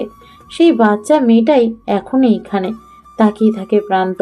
ঠিক এই রংটাই ওকে এতে মানায়। তাকেও জানে না, জানে না। জানলে প্রান্তকে ঘায়েল করতো কতবার কে জানে। মেয়েটা তাকে কতটা ভালোবাসে প্রান্ত জানে না। প্রান্ত জানে না সে এই মেয়েটাকে ঠিক কতটা ভালোবাসে। নিজের কতখানি জুড়ে আছে এই মেয়ে। নিস্তব্ধতায় ঘেরা নিশুতি। অদূরে কোথায় কিছু প্রাণী ডাকছে। কুকুর হবে হয়তো। রাতের অন্ধকারে কুকুরের ডাকগুলো কি বিভৎস শোনায়। প্রিয়াসার চোখে ঘুম নেই, সাথে প্রান্তেরও। প্রান্তের বক্ষস্থলে মাথা রেখে চোখ বন্ধ করে আছে প্রিয়াসা। আর প্রান্ত প্রিয়াসার কেশে হাত বুলিয়ে দিচ্ছে। মেয়েটা চোখে ঘুম নেই। ওর ঘুম না হলে প্রান্ত ঘুমায় কি করে? প্রিয়াসা মুখ তুলে প্রান্তের মুখ পানে চাইল। গভীর দৃষ্টি দিয়ে কি যেন পর্যবেক্ষণ করলো। ঘরের টিমটিমে আলোতে পরিষ্কার না দেখা গেল আবছা আলোয় দেখার চেষ্টা করলো। কিছু সময় বাদে নিজের হাত উঁচিয়ে প্রান্তের অধরষ্ট স্পর্শ করতেই কুকিয়ে ওঠে। তা দেখে আবারও কিটকিটিয়ে হেসে ওঠে প্রিয়াশা। ওকে এইভাবে হাসতে দেখে প্রান্ত কিছু না বলে ওর হস্তাক্ষর নিজের মুঠোয় নিয়ে আলতো অধর ছোঁয়ায়, তারপর বলে, দিন দিন রাক্ষস হয়ে যাচ্ছিস। ওর এই কথা শুনে আবারও জোরে হাসে প্রিয়াশা। তা দেখে প্রান্ত একটানে প্রিয়াশাকে একদম কাছে নিয়ে আসে, তারপর বলে, এত হাসছিস কেন তুই? এসে মেরে ফেলতে চাস নাকি? বড় বড় উক্ষিপট করে তাকায় প্রিয়াশা, তারপর দ্রুত মুখে হাত রেখে বলে, এসব কি কথা? আপনাকে মারতে চাইবো কেন? আমি তো আপনাকে ভালোবাসি। প্রান্ত মুচকি এসে প্রিয়াশার হাত সরা নিজের মুখ থেকে, তারপর আলতোভাবে ওষ্ঠ ছোঁয়ায় অধরে, তারপর ফিসফিস করে বলে, আমিও। প্রিয়াশা চোখ বড় বড় হয়ে আসে, তারপর বলে, আমিও কি? কিছু না, ঘুমাচ্ছিস না কেন? ঘুমা। প্রিয়াশা এমন ব্যবহার কিছুটা দুঃখ পায়, তাই কিছুটা দুঃখ নিয়ে মাথা নামিয়ে রাখে প্রান্তের পক্ষে। তা দেখে প্রান্ত আনমনে হেসে আরো শক্ত করে জড়িয়ে ধরে। কিছু সময় চুপ থেকে প্রিয়াশাকে জিজ্ঞেস করে, নানু বাড়ি শেষ কবে গেছিলি? গতবার শীতেও তো গেলাম। প্রীতি আপু, আমি আর মা খালামণিকে বললাম গেল না, আর তখন তো আপনি বাহিরে। নিজের মতো করে উত্তর দিয়েই আবারও চুপ করে গেল প্রিয়াশা। ওর এমন উত্তর শুনে হাসলো প্রান্ত, তারপর বলে, আমরা সবাই কবে গেছিলাম একসাথে? সবাই? হুম। ইনক্লুডিউ? হুম। কিছু সময় ভেবে বলে, তখন আমার 14-15 বছর হবে, তার মানে 3-4 বছর হবে হয়তো। উফ, 4 বছর 9 মাস। অবাক হয়ে বক্ষ থেকে মুখ তুলে চাইল প্রিয়াশা। তা দেখে প্রান্ত হাসে। আজকের মতো প্রান্তকে এমন মন খুলে হাসতে প্রিয়াশা কখনোই দেখেনি। যতবার হাসছে ততবার আশ্চর্য হচ্ছে প্রিয়াশা। প্রান্ত বলে, তখন শীতকাল, খুব সকালবেলা ঘুম ভেঙে যাওয়ার দরুন মন মেজাজ খারাপ হয়েছিল। কিছুটা খিটখিটে মেজাজ নিয়ে বিছানা থেকে উঠে বাইরে এসে দাঁড়াই। ওখানে কিছু মুহূর্ত দাঁড়ানোর পর আরও বেশি বিরক্ত শুরু হলো, তাই কিছুটা খিটখিটে আর বিরক্ত মেজাজ নিয়ে হাঁটা শুরু করলাম। হেঁটে আসতে পুকুর পাড়ের কিছুটা আগে আমার পা থেমে একটা জিনিস দেখে। প্রিয়াশা গভীর মনোযোগ সহকারে শুনছিল, তারপর গুরুত্বপূর্ণ ঘটনা শোনার মতো করে বলে, পরে কি দেখলেন? ভূত? তাহলে? আমার হাওয়াই মিঠাই। চমকে অক্ষিকটরের বৃহত্তর আকার ধারণ করে প্রিয়াশার। কি উত্তর দেবে বা জিজ্ঞেস করবে বুঝতে পারল না সে, তাই প্রান্তই বলতে লাগলো, ওখান থেকে দেখলাম তুই পুকুর পাড়ের ওইখানে যে বকুল ফুলের গাছটা ছিল সেখানে বসে বসে বকুল ফুল তুলছিস। বিশ্বাস কর, আমি জানি না আমার কি হয়েছিল। ওই দিনের পর থেকে আমি আর আমি নই। প্রতিটা মুহূর্তে তোর কথা মনে পড়েছে। ঘুমাতে গেলেও তোর কথা মনে পড়তো। দেশের বাইরে ছিলাম, তোকে দেখতে পারতাম, তাই নিজেকে আরও অশান্ত মনে হতো সব ছেড়ে ছুড়ে দেশে চলে আসি। নিজেকে আটকাতে না পেরে বাসায় বলে দিলাম। শেষে তোর বাবা শর্ত জুড়ে দিল, আমার পড়ালেখা শেষ না হলে আমি ফিরতে পারবো না, আর না আমি তোকে আগ বাড়িয়ে কিছু বলতে পারবো। বিশ্বাস কর, এত দমবন্ধ আমার কখনো লাগেনি। পড়ালেখা শেষ করে ফিরলাম, আবারও বিয়ের প্রস্তাব পাঠালাম তোর বাবার, আবারও নাচক করলো তোর পড়ালেখার দোহাই দিয়ে, তোর বয়স কম এইসব লেমন দোহাই দিয়ে। আর আমার কি যোগ্যতা আছে? তেমন কথা তো আছেন। এতদিন আমার মাথায়ও জিদ চড়ে গেল, একটা ভালো জব পাবো তবেই তোকে বিয়ে করব। বাবার ব্যবসা থাকা সত্ত্বেও আমি ভার্সিটিতে পরীক্ষা দিলাম। ভাগ্য সহায় ছিল, বোধহয় প্রথমবারেই হয়ে গেল। তারপর একটা দীর্ঘশ্বাস ফেলে আর একটু শক্তভাবে জড়িয়ে ধরে বলে, জবের সাথে হাওয়াই মিঠাইও আমার। বলেই আবারও কপালে ঠোঁট ছোঁয়ায়। প্রিয়াশা অবাক চোখে প্রতিটি কথা শুনল। তার পেছনে এত সময় নিয়ে লোকটা যুদ্ধ করছে, আর সে কিনা বোকার মতো উল্টোপাল্টা ভেবেছে। প্রিয়াশা ছলছল চোখে তাকিয়ে বলে, আপনি এত ভালো কেন? তোকে ভালোবাসি তাই। কেটে গেছে মাঝে অনেকগুলো দিন। প্রিয়াশা দিন দিন কেমন জানি হয়ে যাচ্ছে। প্রান্ত পড়ালেখার প্রতি চাপ দেয়, তবে খিচখিচ করে প্রিয়াশা। তার নাকি পড়ালেখা ভালো লাগে না, হেন তেন আরও কত বাহানা। ভার্সিটিতে এতদিন পরীক্ষা চলছিল বিধায় প্রিয়াশাকে সময় দিতে পারেনি প্রান্ত। তাই আজকে ফ্রি হবার সাথে সাথেই প্ল্যান করেছে আজকে সারাদিনই ঘুরবে ফিরবে। মেয়েটার শরীরও কিছুদিন ধরে খুব একটা ভালো নয়। লক্ষ্য করছে প্রান্ত, তাই ভেবেছে ঘোরাঘুরি শেষ করে বাড়ি আসার পথে ডক্টর দেখানোর জন্য হসপিটাল থেকে ঘুরে আসবে। যেই ভাবা সেই কাজ। বললাম শাড়ি পরা দরকার নেই, তাও পাকনাম করে পড়লি। মাথায় হাত বুলাতে বুলাতে বলে প্রান্ত। প্রিয়াশা ওখান থেকে মুখ তুলে বলে, আমার পড়তে ভালো লাগে, এত কথা বলবেন না তো। আচ্ছা আচ্ছা ঠিক আছে, তুই দাঁড়া, আমি ওপার থেকে আসছি। কোথায় যাচ্ছেন? বমি করেছিস, পানি লাগবে তো, আর দেখি কোনো মেডিসিন পাই কিনা নিয়ে আসছি। এখান থেকে নড়বি না। আচ্ছা আমি যাবো আর আসবো। আচ্ছা। প্রান্ত রাস্তা পার হয়ে একটি সুপার শপে ঢুকলো। প্রিয়াশা মুখ তুলে রাস্তার ধারে দাঁড়িয়ে দেখলো। অনেক সময় হবার পরও প্রান্ত না আসায় কিছুটা বিরক্ত বোধ করে প্রিয়াশা। ইদানিং মেজাজ খিচে থাকে, তাই নিজেই একটা বিরক্ত শ্বাস নিয়ে রাস্তার এদিক ওদিক তাকায়।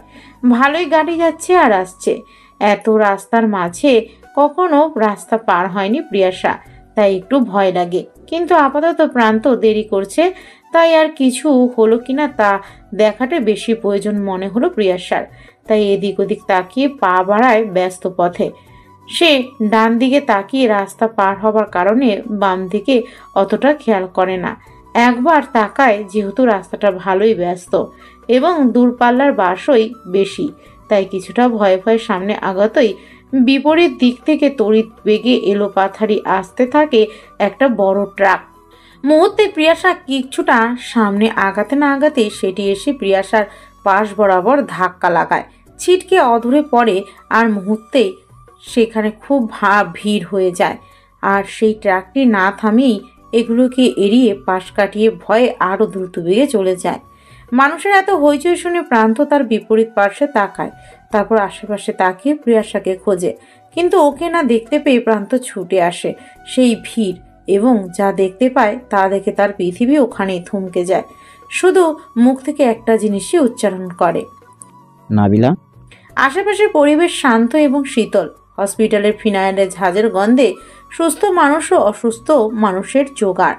হসপিটালে ইতিমধ্যে সবাই উপস্থিত হয়েছে, সবার মুখে চিন্তার ভাঁজ। অদূরে প্রান্ত ছন্নছাড়ার মতো থমকে বসে আছে। শরীরে ধূসর রঙের শার্টটি রক্তে রঞ্জিত হলেও তা শুকিয়ে গেছে। দেখতে চোখে লাগার মতো অত্যন্ত বিদঘুটে। ঘুমোট হয়ে বসে আছে প্রান্ত। তার পাশে প্রীতি বসে। সাহস হচ্ছে না কিছু বলার, তবু কাঁধে হাত রাখে ভাইয়ের। নিজের কাঁধে কারো স্পর্শ পেতেই চোখ ফিরিয়ে তাকালো প্রান্ত। চোখগুলো টকটকে লাল রঙে ধারণ করেছে। প্রীতি বলে, চিন্তা করো না, সব ঠিক হয়ে যাবে। প্রান্ত কিছু বলল না, মুখ ফিরিয়ে আবারও মেঝেতে চোখ নিবদ্ধ করে। এটা যে একটা সান্ত্বনা বাণী তা প্রান্ত জানে, কিন্তু এরা কি ভুলে গেছে প্রান্ত এখন আর ছোট নেই? নুহাশী সহন। নিজের নাম ডাক শুনতেই প্রান্ত এগিয়ে গেল, সাথে আজাদ এবং নজির সাহেবও। বাকিরা দুর্বল চিত্তে তাকিয়ে আছে। পাপড়ি বেগম নিজের মধ্যে নেই, আদরের মেয়ে বলে কথা। পলি বেগম ওনাকে ধরে বসে আছে, তার চোখেরও অশ্রু বাঁধ মানছে না। প্রিয়াশার বাবা আজাদ সাহেব, নজির সাহেব এবং প্রান্ত এগিয়ে গেল ডক্টরের সামনে। অপারেশন থিয়েটারের বাকি মানুষগুলো বেরিয়ে চলে গেল, সবাই সেদিকে তাকালো, কিন্তু প্রান্ত অধীর আগ্রহে ওনার দিকে তাকিয়েছিল। ডক্টরটি হালকা কেশে গলা পরিষ্কার করে নিজের দিকে দৃষ্টি আকর্ষণ করে কিছুটা জড়তা নিয়ে বলে, মিস্টার নুহাশী সহন, right? G. We are sorry. এতটুকু বলে ডক্টর থামে। ডক্টর সরি কেন বলল বুঝলো না প্রান্ত। তাহলে কি অন্য কোনো ব্যাড নিউজ? তারপর তিনি আর বাকি কথাগুলো বলে থামে। ওনাদের সব কথা শুনে পাপড়ি বেগম আরও চিৎকার করে ওঠে। পলি বেগম নিজেও দিশাহারা, সেও কি কাঁদবে? প্রীতি ধপ করে বসে পড়ে পাশের সিটে। রেহান প্রীতিকে ধরে আবারও ডক্টরের দিকে তাকালো। নজির সাহেবকে নুসাইবা টেনে নিয়ে পাশে একটা সিটে বসায়। রেহানও এসে আজাদ সাহেবকে ধরে নিয়ে যায়, কিন্তু প্রান্ত এখনো ডক্টরের মুখের দিকে তাকিয়ে আছে। তার কি এখানে কিছু বলার আছে, নাকি সে চিৎকার করে কাঁদবে? পুরুষ মানুষের কি কাঁদা জায়েজ? তাহলে সে কি একটু চিৎকার করে কাঁদবে? ডক্টর সবার মুখ পর্যবেক্ষণ করে প্রান্তকে কাঁধ চাপড়ে চলে যায় এবং বলে, বি স্ট্রং ম্যান। কথাটি বলে ডক্টরটি চলে গেল। আর প্রান্তের সব থমকে গেল যেন মনে হলো।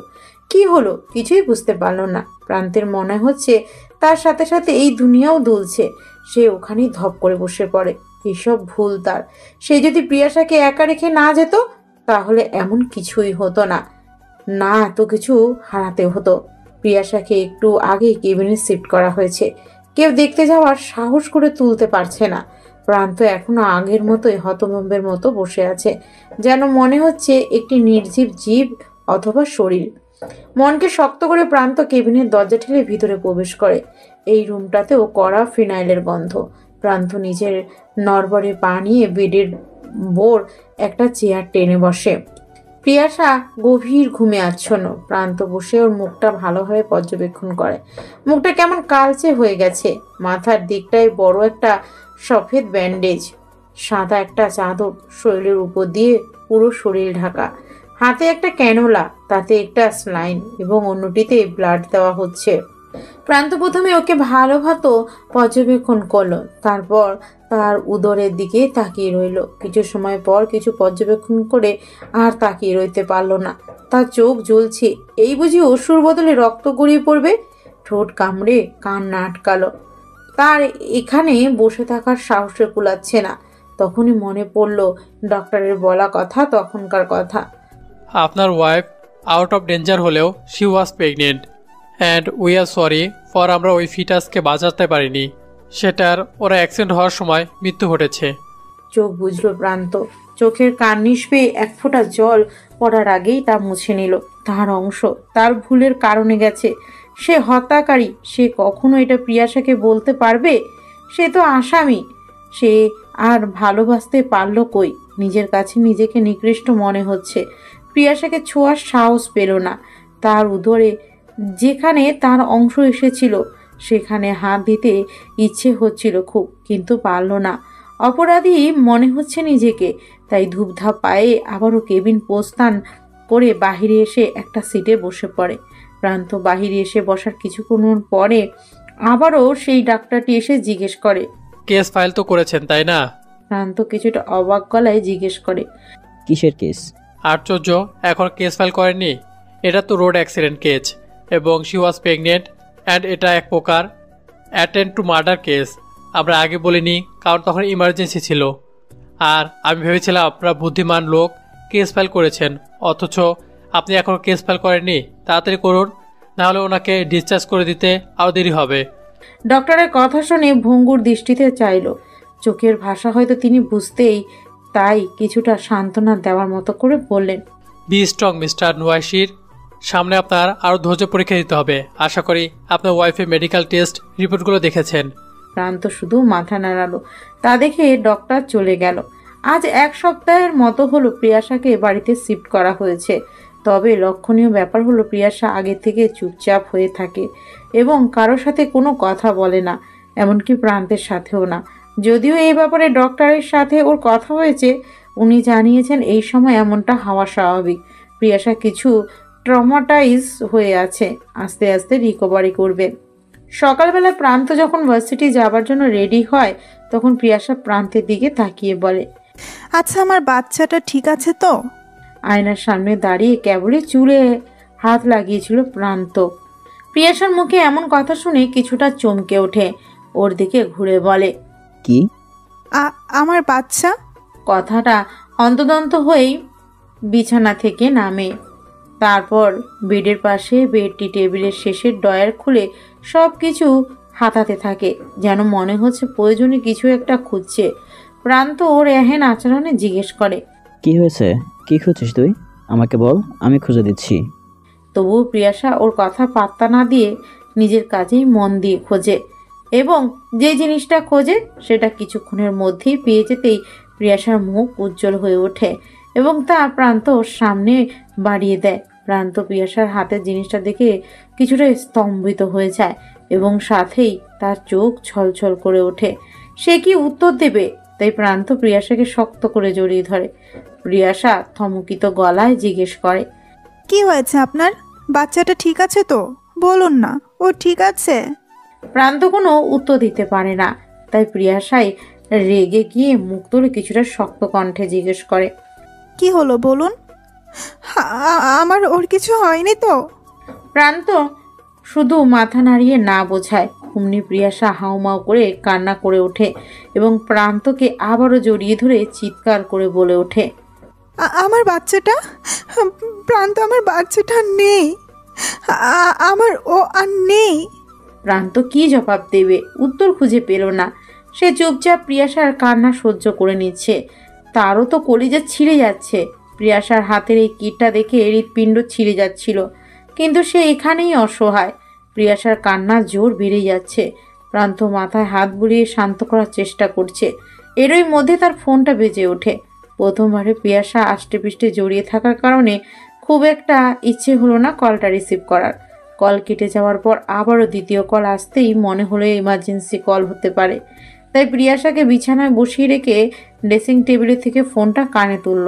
কলটা ছিল পুলিশ স্টেশন থেকে। তারা জানিয়েছে প্রিয়াশা অ্যাক্সিডেন্ট কেসে তারা কিছু তথ্য, ফুটেজ এবং একজনকে ধরতে পেরেছে। তাই প্রান্তকে জরুরি ভিত্তিতে সেখানে যেতে হবে। পুলিশ স্টেশন থেকে বেরিয়ে প্রান্ত বাইরে এসে দাঁড়ালো। সে যদি পারতো ওই মানুষটাকে খুন করত। রক্ত ছলকে উঠছে যেন। মাথার মধ্যে কিছু একটা ধপধপ করে জ্বলছে। নিজের অনাগত অংশের মৃত্যুর জন্য যদি কাউকে খুন করা হয় তাহলে কি বেশি অন্যায় হবে? তার এই কাজটা করতে বুক কাঁপলো না? আপন মানুষ এত নিকৃষ্ট কি করে হয়? হতেও পারে কে জানে। একটা মার্ডার কেসে ফাইল করে প্রান্ত, তারপর বাড়িতে রওনা দেয়। বাসায় পাপড়ি বেগমও আছেন। তিনি প্রান্ত বাড়ি থেকে বের হবার পরে এসেছেন। প্রান্ত বাড়ি এসে ড্রয়িং রুমের সোফায় থপ করে বসে পড়ে। তা দেখে পলি বেগম আর পাপড়ি বেগম অবাক হয়। পাপড়ি বেগম বলে, পুলিশ স্টেশনে না গেলি কেন রেখেছে ওরা? ওরা কি কিছু বলেছে? কিছু জানতে পেরেছিস? এক নিঃশ্বাসে এতগুলো প্রশ্ন করে থামতেই যেন প্রান্তের রক্ত মাথা চাড়া দিয়ে উঠল। কিছুটা চিৎকার করে বলে, কি জানতে চান আপনারা? কি শুনতে চান? কি বাকি আছে? অনেক কিছু শুনেছি। ঘরের সবাই অবাক হয়ে তাকায়। প্রান্ত এমনিতেই রকচটা হলেও কখনো বাসায় এমন রাগারাগি করেনি। আজকে এমন রূপ দেখে সবাই যেন হতবম্ব। কেউ কিছু বলার পূর্বেই আজাদ সাহেব হন্তদন্ত হয়ে বাড়িতে ঢুকেই প্রশ্ন করে, তুমি নাকি আলোয়ার নামে মার্ডার কেস করছো? ওকে পুলিশ ধরে নিয়ে গেছে একটু আগে। কি করছে ও? বাকিরা যেন এবার অবাকের চরম সীমানায় পৌঁছলো। প্রথমে পুলিশ স্টেশন থেকে ফিরে প্রান্তের এমন আচরণ, তারপর মার্ডার কেস ফাইল, এখন আলিয়া বেগমকে পুলিশে ধরে নিয়ে যাওয়া, ব্যাপারটা যেন সহজে হজম হওয়ার মতো নয়। প্রান্ত এবারও আরও চিৎকার করে বলে, ওনাকে তো আমি শুধু পুলিশে দিয়েছি। যদি সম্ভব হতো তাহলে আমি নিজে ওনাকে খুন করতাম। পলি বেগম এগিয়ে এসে প্রান্তের হাত ধরে নরম গলায় বলে, থামো তুমি। এভাবে চিৎকার চেঁচামেচি না করে আগে বলো কি হয়েছে। আমাদের তো আগে জানতে হবে, তাই না? মায়ের কথা একটু শান্ত হয়ে আসে প্রান্ত। তারপর আবারও ধপ করে যেয়ে বসে পড়ে সোফায়। অতপর চুলগুলো খামচে ধরে। উনি তো আমার অনাগত বাচ্চার খুনি। সে ইচ্ছে করে আমার বাচ্চাকে মেরে ফেলেছে। শুধু বাচ্চা নয়, উনি তো নাবিলাকে মারতে চেয়েছিল, কিন্তু ভাগ্যবশত নাবিলা বেঁচে গেলেও আমার অনাগত বাচ্চার মৃত্যু ঘটে। এরপরেও আপনারা বলবেন আমি চুপ করে বসে থাকবো? আমার নিজের একটা অংশ মা সকালেও কিভাবে কান্না করেছে তা তোমরা দেখোনি?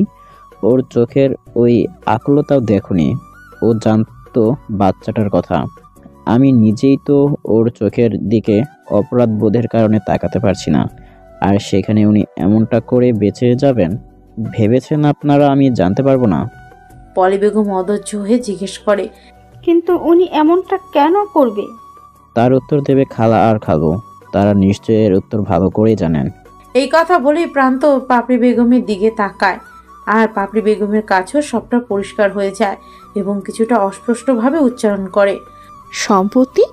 ওনার এই কথা শুনে সবাই বিহ্বলিত হয়েও প্রান্ত অত্যন্ত স্বাভাবিক। তারপর তিনি বলতে শুরু করেন, আমার শ্বশুর যখন মারা যান তখন তিনি তার সম্পত্তি এমনভাবে উইল করে যায় যেখানে লেখা ছিল বংশের সর্বকনিষ্ঠ যেই হোক না কেন তাকে সম্পত্তির অর্ধেক মালিকানা দেয়া হবে। প্রিয়াশার জন্ম হবার আগে পর্যন্ত সব ঠিকই চলছিল, কারণ আলিয়া বেগমের মেয়ে অনিমাই ছিল বংশের সর্বকনিষ্ঠ। কিন্তু প্রিয়াশা জন্ম হবার পরে প্রিয়াশাই বংশের সর্বকনিষ্ঠ বলে গণ্য করা হয়। তখন থেকে তিনি প্রিয়াশাকে অপছন্দ করতেন, সাথে আমাকেও। তার ধারণা ছিল আমি সম্পত্তির লোভেই প্রিয়াশাকে জন্ম দিয়েছি। ছোটখাটো ব্যাপারগুলো জেনে দিন দিন বড় হতে লাগলো। সে প্রিয়াশাকে নানানভাবে হেনস্থা করত। আমি অনিমাকে নিজের মেয়ে ছাড়া অন্য নজরে না দেখলে উনি কখনোই প্রিয়াশাকে মানতে পারেনি। সেই ক্ষোভ যে বিষে পরিণত হবে তা আমি বিন্দুমাত্র বুঝতে পারিনি, যা তাকে এতটা অমানুষ করে তুলবে। আজাদ সাহেব কিছুটা হতমম্ব গলায় বলল, কই, তুমি তো আমাকে আগে কখনো বলনি। পাপড়ি বেগম তাচ্ছিল্য করে হাসলো, তারপর বলল, কারণ তোমার কখনো আমার সাথে বসে কথা বলার দুদণ্ড সময় হয়ে ওঠেনি। আলিয়ার সম্পত্তির দিকে নজর থাকলেও তোমার ছিল শুধু ব্যবসা বাণিজ্যের। বোনের কথাই শুনেছ কেবল।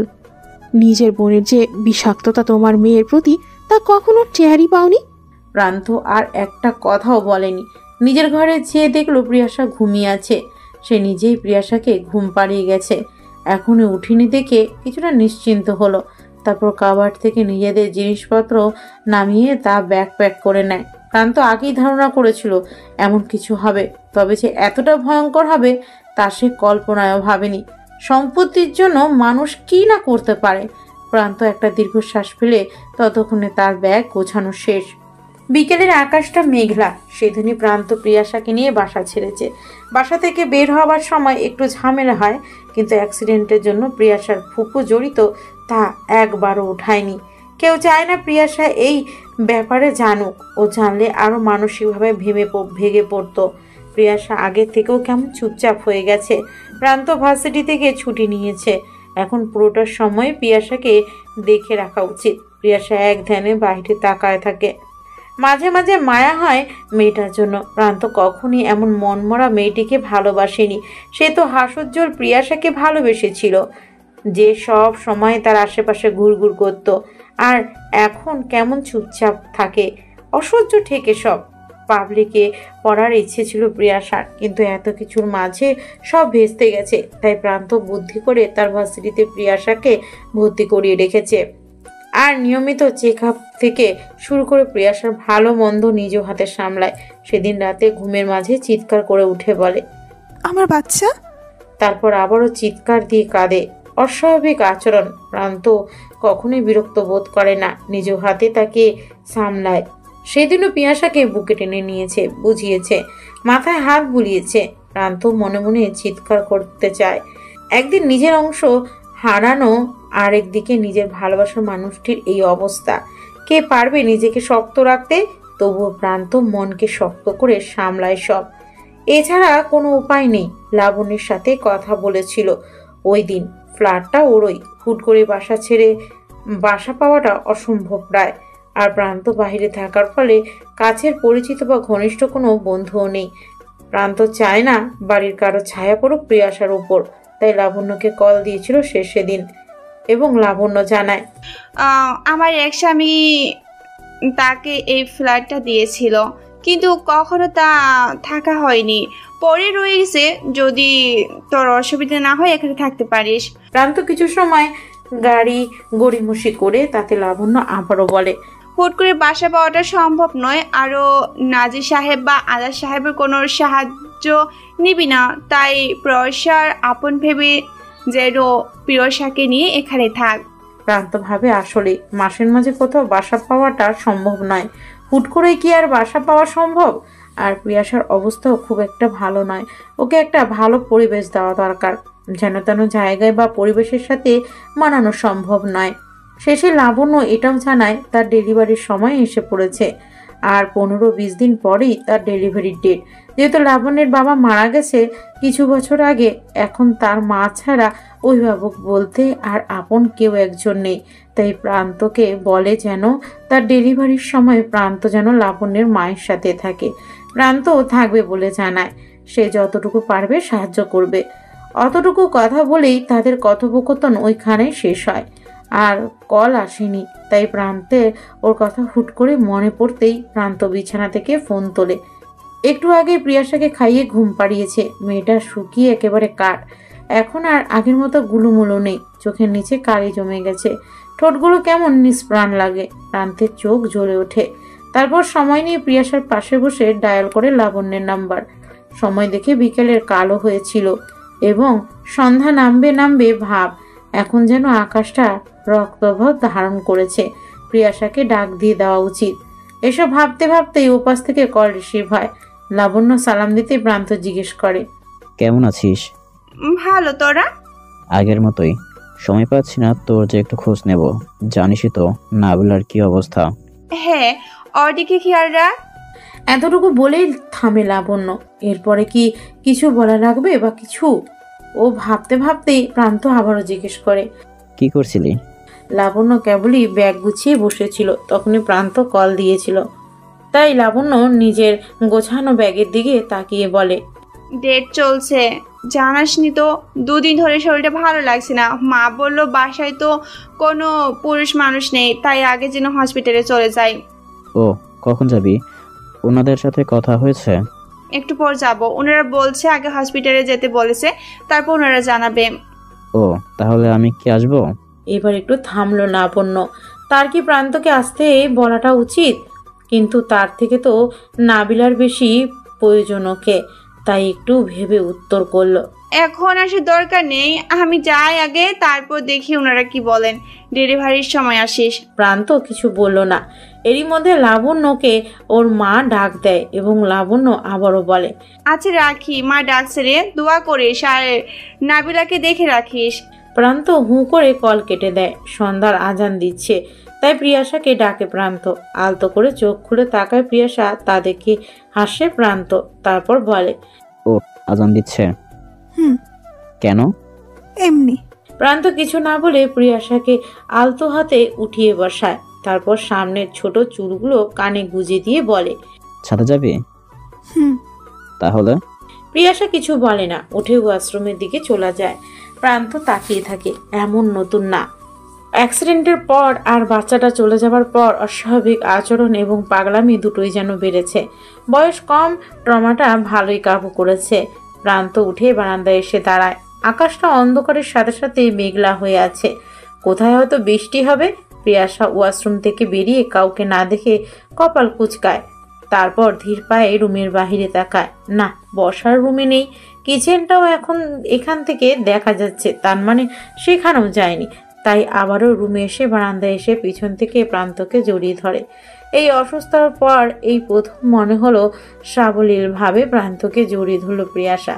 প্রান্ত ওর আচরণে ভরকালো, মনে মনে ভাবে হয়তো রিকভারি করছে, তাই চুপ থেকে আলতো হাসে। প্রিয়াশা কিছু সময় নিয়ে একটা দীর্ঘশ্বাস ফেলে বলে, প্রান্ত। হুম।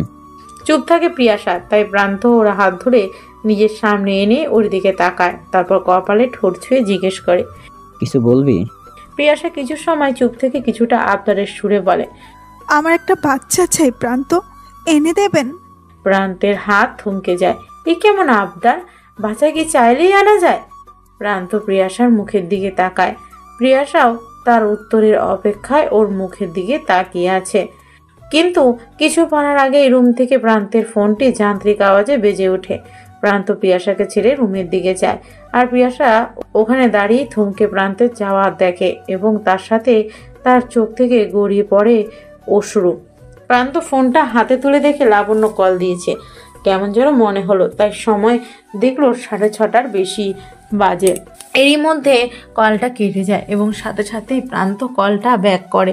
কলটা রিসিভ হতে প্রান্ত বলে, কি হয়েছে? হসপিটালে গেছিস? ওনারা কি বললো? হ্যাঁ, হসপিটালে নাবিলাকে নিয়ে। তুই কি একটু আসবি?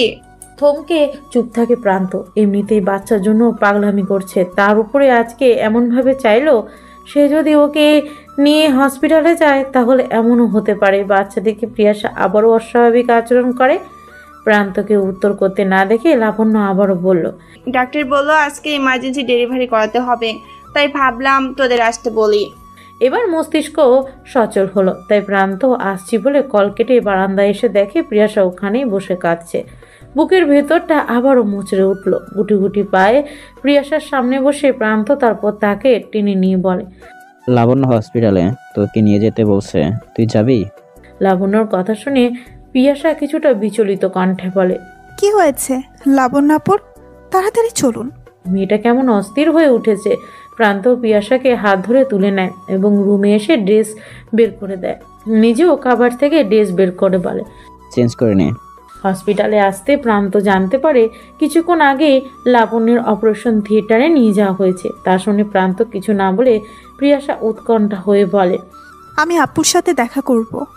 প্রান্ত ওর দিক থেকে চোখ সরিয়ে তার পাশে তাকায়। সেখানে 2 সিট দূরের ব্যবধানে লাবণ্যের মা বসে আছে।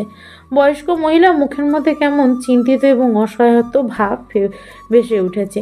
প্রান্তের মন বলছে কিছু একটা খারাপ হবে। এদিকে প্রিয়াসও বারবার একই কথা বলতে থাকে, তাই প্রান্ত বিরক্ত হয়ে বলে, একটু চুপ থাকবি? দেখছিস না ওকে নিয়ে গেছে, তাহলে দেখাবো কি করে? কিছুটা রাগত স্বরে কথাটি বলে তাই প্রিয়াসা হতভম্ব চোখে তাকিয়ে থাকে। চোখ থেকে 1 ফোঁটা জলও গড়িয়ে পড়ে। কেটে যায় কয়েক ঘন্টা। এতটা সময় তো লাগার কথা না, তা ভেবে বিচলিত হয় বৃদ্ধা এবং প্রান্ত। এদিকে পাশে গুনগুন করে কাঁদছে প্রিয়াসা। ওদের অপেক্ষা কমিয়ে থিয়েটারের দরজা ঠেলে বের হয়ে আসে এক নার্স। তাকে দেখে প্রান্তর সামনে এগোলে সে কোনো কথা না বলেই কিছুটা পাশ কাটিয়ে বেবি ওয়ার্ডের দিকে চলে যায়। কিছুটা অবাক হয় প্রান্ত। তার জানা মতে বেবি হলে পরিবারকে দেখানোর সুযোগ দেয়, কিন্তু তারা তার সুযোগ দেননি। তবে তা ভাবার অবকাশ পেল না প্রান্ত। থিয়েটার থেকে বেরিয়ে আসে পরপর কয়েকটা ডাক্তার এবং নার্স এবং ওদের সামনে এসে বলে, পেশেন্টের বাড়ির লোক? আমারই বাড়ির লোক। তারপর প্রান্ত বৃদ্ধাকে দেখিয়ে বলে, আন্টি পেশেন্টের মা, সে অসুস্থ, যা বলার আমাকেই বলুন। দেখুন, ছেলে হয়েছে, তবে আমরা ওনাকে বাঁচাতে পারিনি। কিছু জটিলতার জন্য হঠাৎ ওনার প্রচণ্ড খিঁচুনি হয় এবং উনি এখানে মারা যায়। আমাদের আর কিছু করার ছিল না। আমরা যথেষ্ট চেষ্টা করি। চেক আপের সময় থেকে ওনাকে বলতে পারতাম আপনার বাচ্চার কন্ডিশন ঠিক থাকলেও আপনার মানসিক স্বাস্থ্যের প্রতি গুরুত্ব দেওয়া উচিত ছিল, কারণ বাচ্চা হওয়ার ক্ষেত্রে সেটা প্রেগনেন্সি কমপ্লিট তৈরি করতে পারে।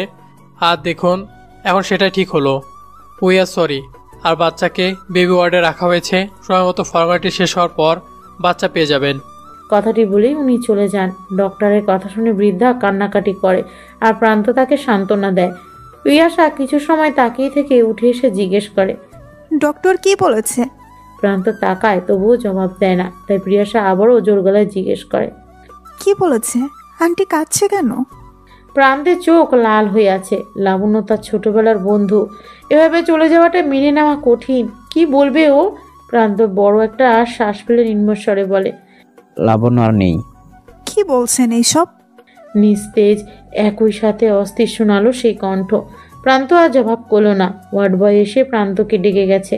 কিছু ফর্মালিটি বাকি আছে, তা পূরণ করতে হবে।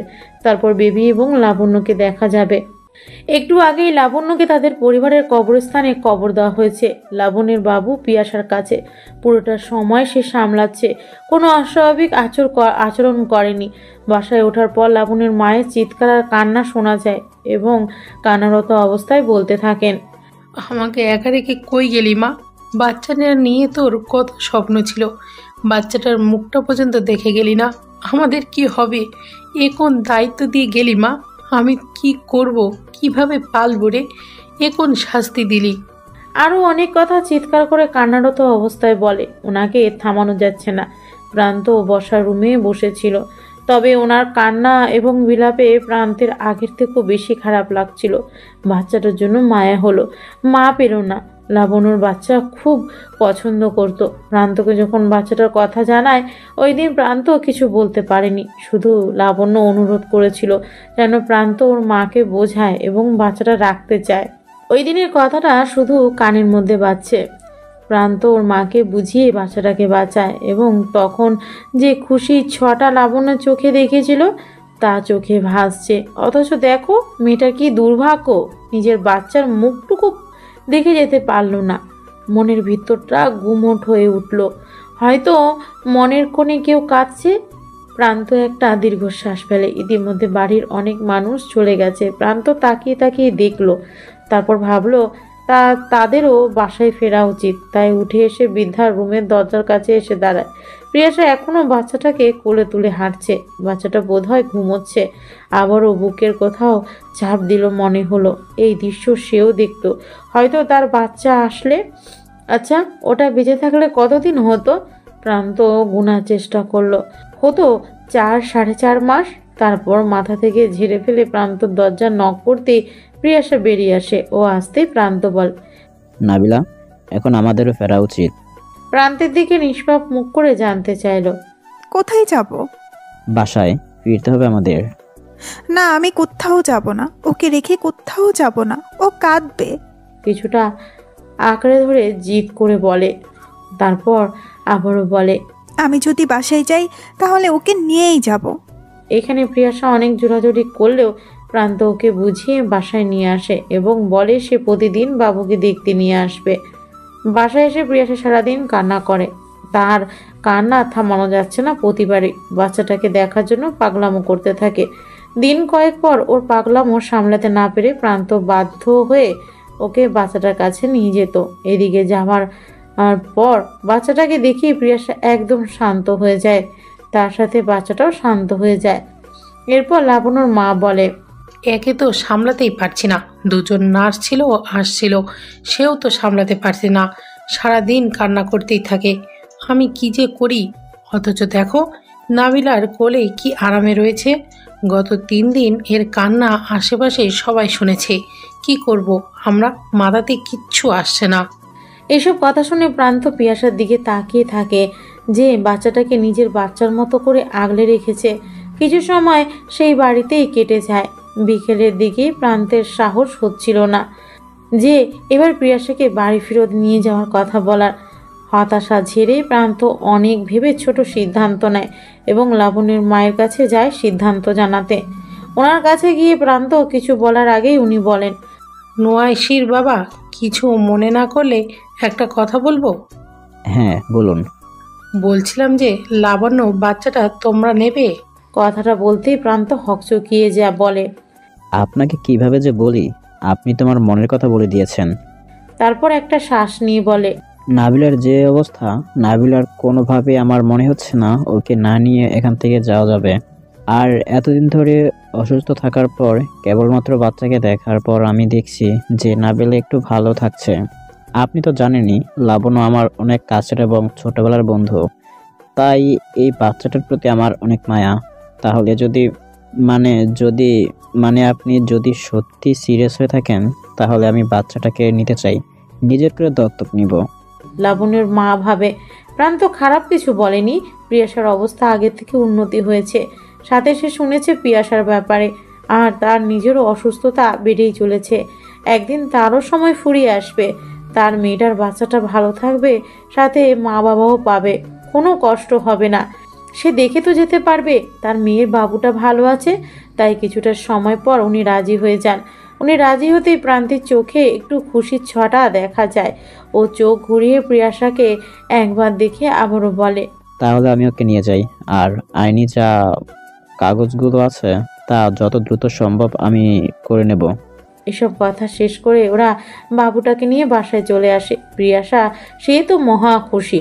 একটু পরপরই খুশিতে চোখ ছলছল করে প্রান্তের দিকে তাকায় আর বাবুটাকে চুমু খায়।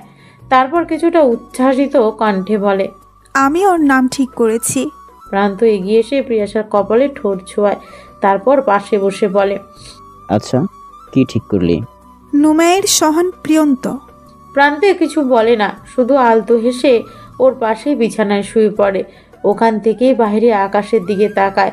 তার বুক ছেড়ে বেরিয়ে আসে এক ব্যর্থ দীর্ঘশ্বাস। দত্তকের ফর্মালিটিস পূরণ করার পর পিয়ন্ত এখন সম্পূর্ণ তাদের। পিয়ন্ত আসার সাথে সাথে যেন প্রান্তের এলোমেলো হয়ে যাওয়া সংসারটা বদলে গেছে। যদিও প্রিয়াসার ট্রমাটা এখনো পুরোপুরি কেটে ওঠেনি, তবে এখন ওরা দুজনে মিলে নিজেদের সংসারটাকে একটু একটু করে গোছানোর চেষ্টা করে যাচ্ছে। সাথে এক অমায়িক যত্নে একটু একটু করে বড় করে তুলছে প্রিয়ন্তকে। প্রিয়াসার গ্র্যাজুয়েশন শেষ হয়েছে। প্রান্ত এক দায়িত্ববান স্বামী হিসেবে ধরা দিয়েছে সবার মাঝে। সংসার প্রিয়াসার টমা কাটানো থেকে শুরু করে পড়ালেখার সাহায্য করা, প্রিয়ন্তকে দেখে রাখা থেকে শুরু করে সাংসারিক কাজগুলোতে প্রিয়াসাকে সাহায্য করা, এক কথায় নিজের সবটুকু দিয়েই সে তার কথা রেখেছে। আর এভাবেই কেটে গেছে তাদের মাঝের 5টি বছর। ফুটফুটে সুন্দর 5 বছরের একটি ছেলে প্রান্তর সাথে দাঁড়িয়ে আছে একটা কবরস্থানের সামনে। প্রান্ত দুহাত তুলে মোনাজাত করলেও বাচ্চাটি কেবল প্রান্তের দিকে তার গোটা গোটা চোখ দিয়ে তাকিয়ে আছে। প্রান্ত মোনাজাত শেষ করেই বাচ্চাটার দিকে তাকালে বাচ্চাটা উৎসাহিত কণ্ঠে বলে, অদূরে প্রিয়াসা সে বসে আছে, আর তাকে দেখে মনে হচ্ছে প্রান্ত সাজানো সংসারে আর একজন সদস্য আসতে চলেছে। প্রান্ত বাচ্চাটির দিকে মুখ তাকিয়ে বলে, এখানে তোমার অনেক কাছের একজন শুয়ে আছে।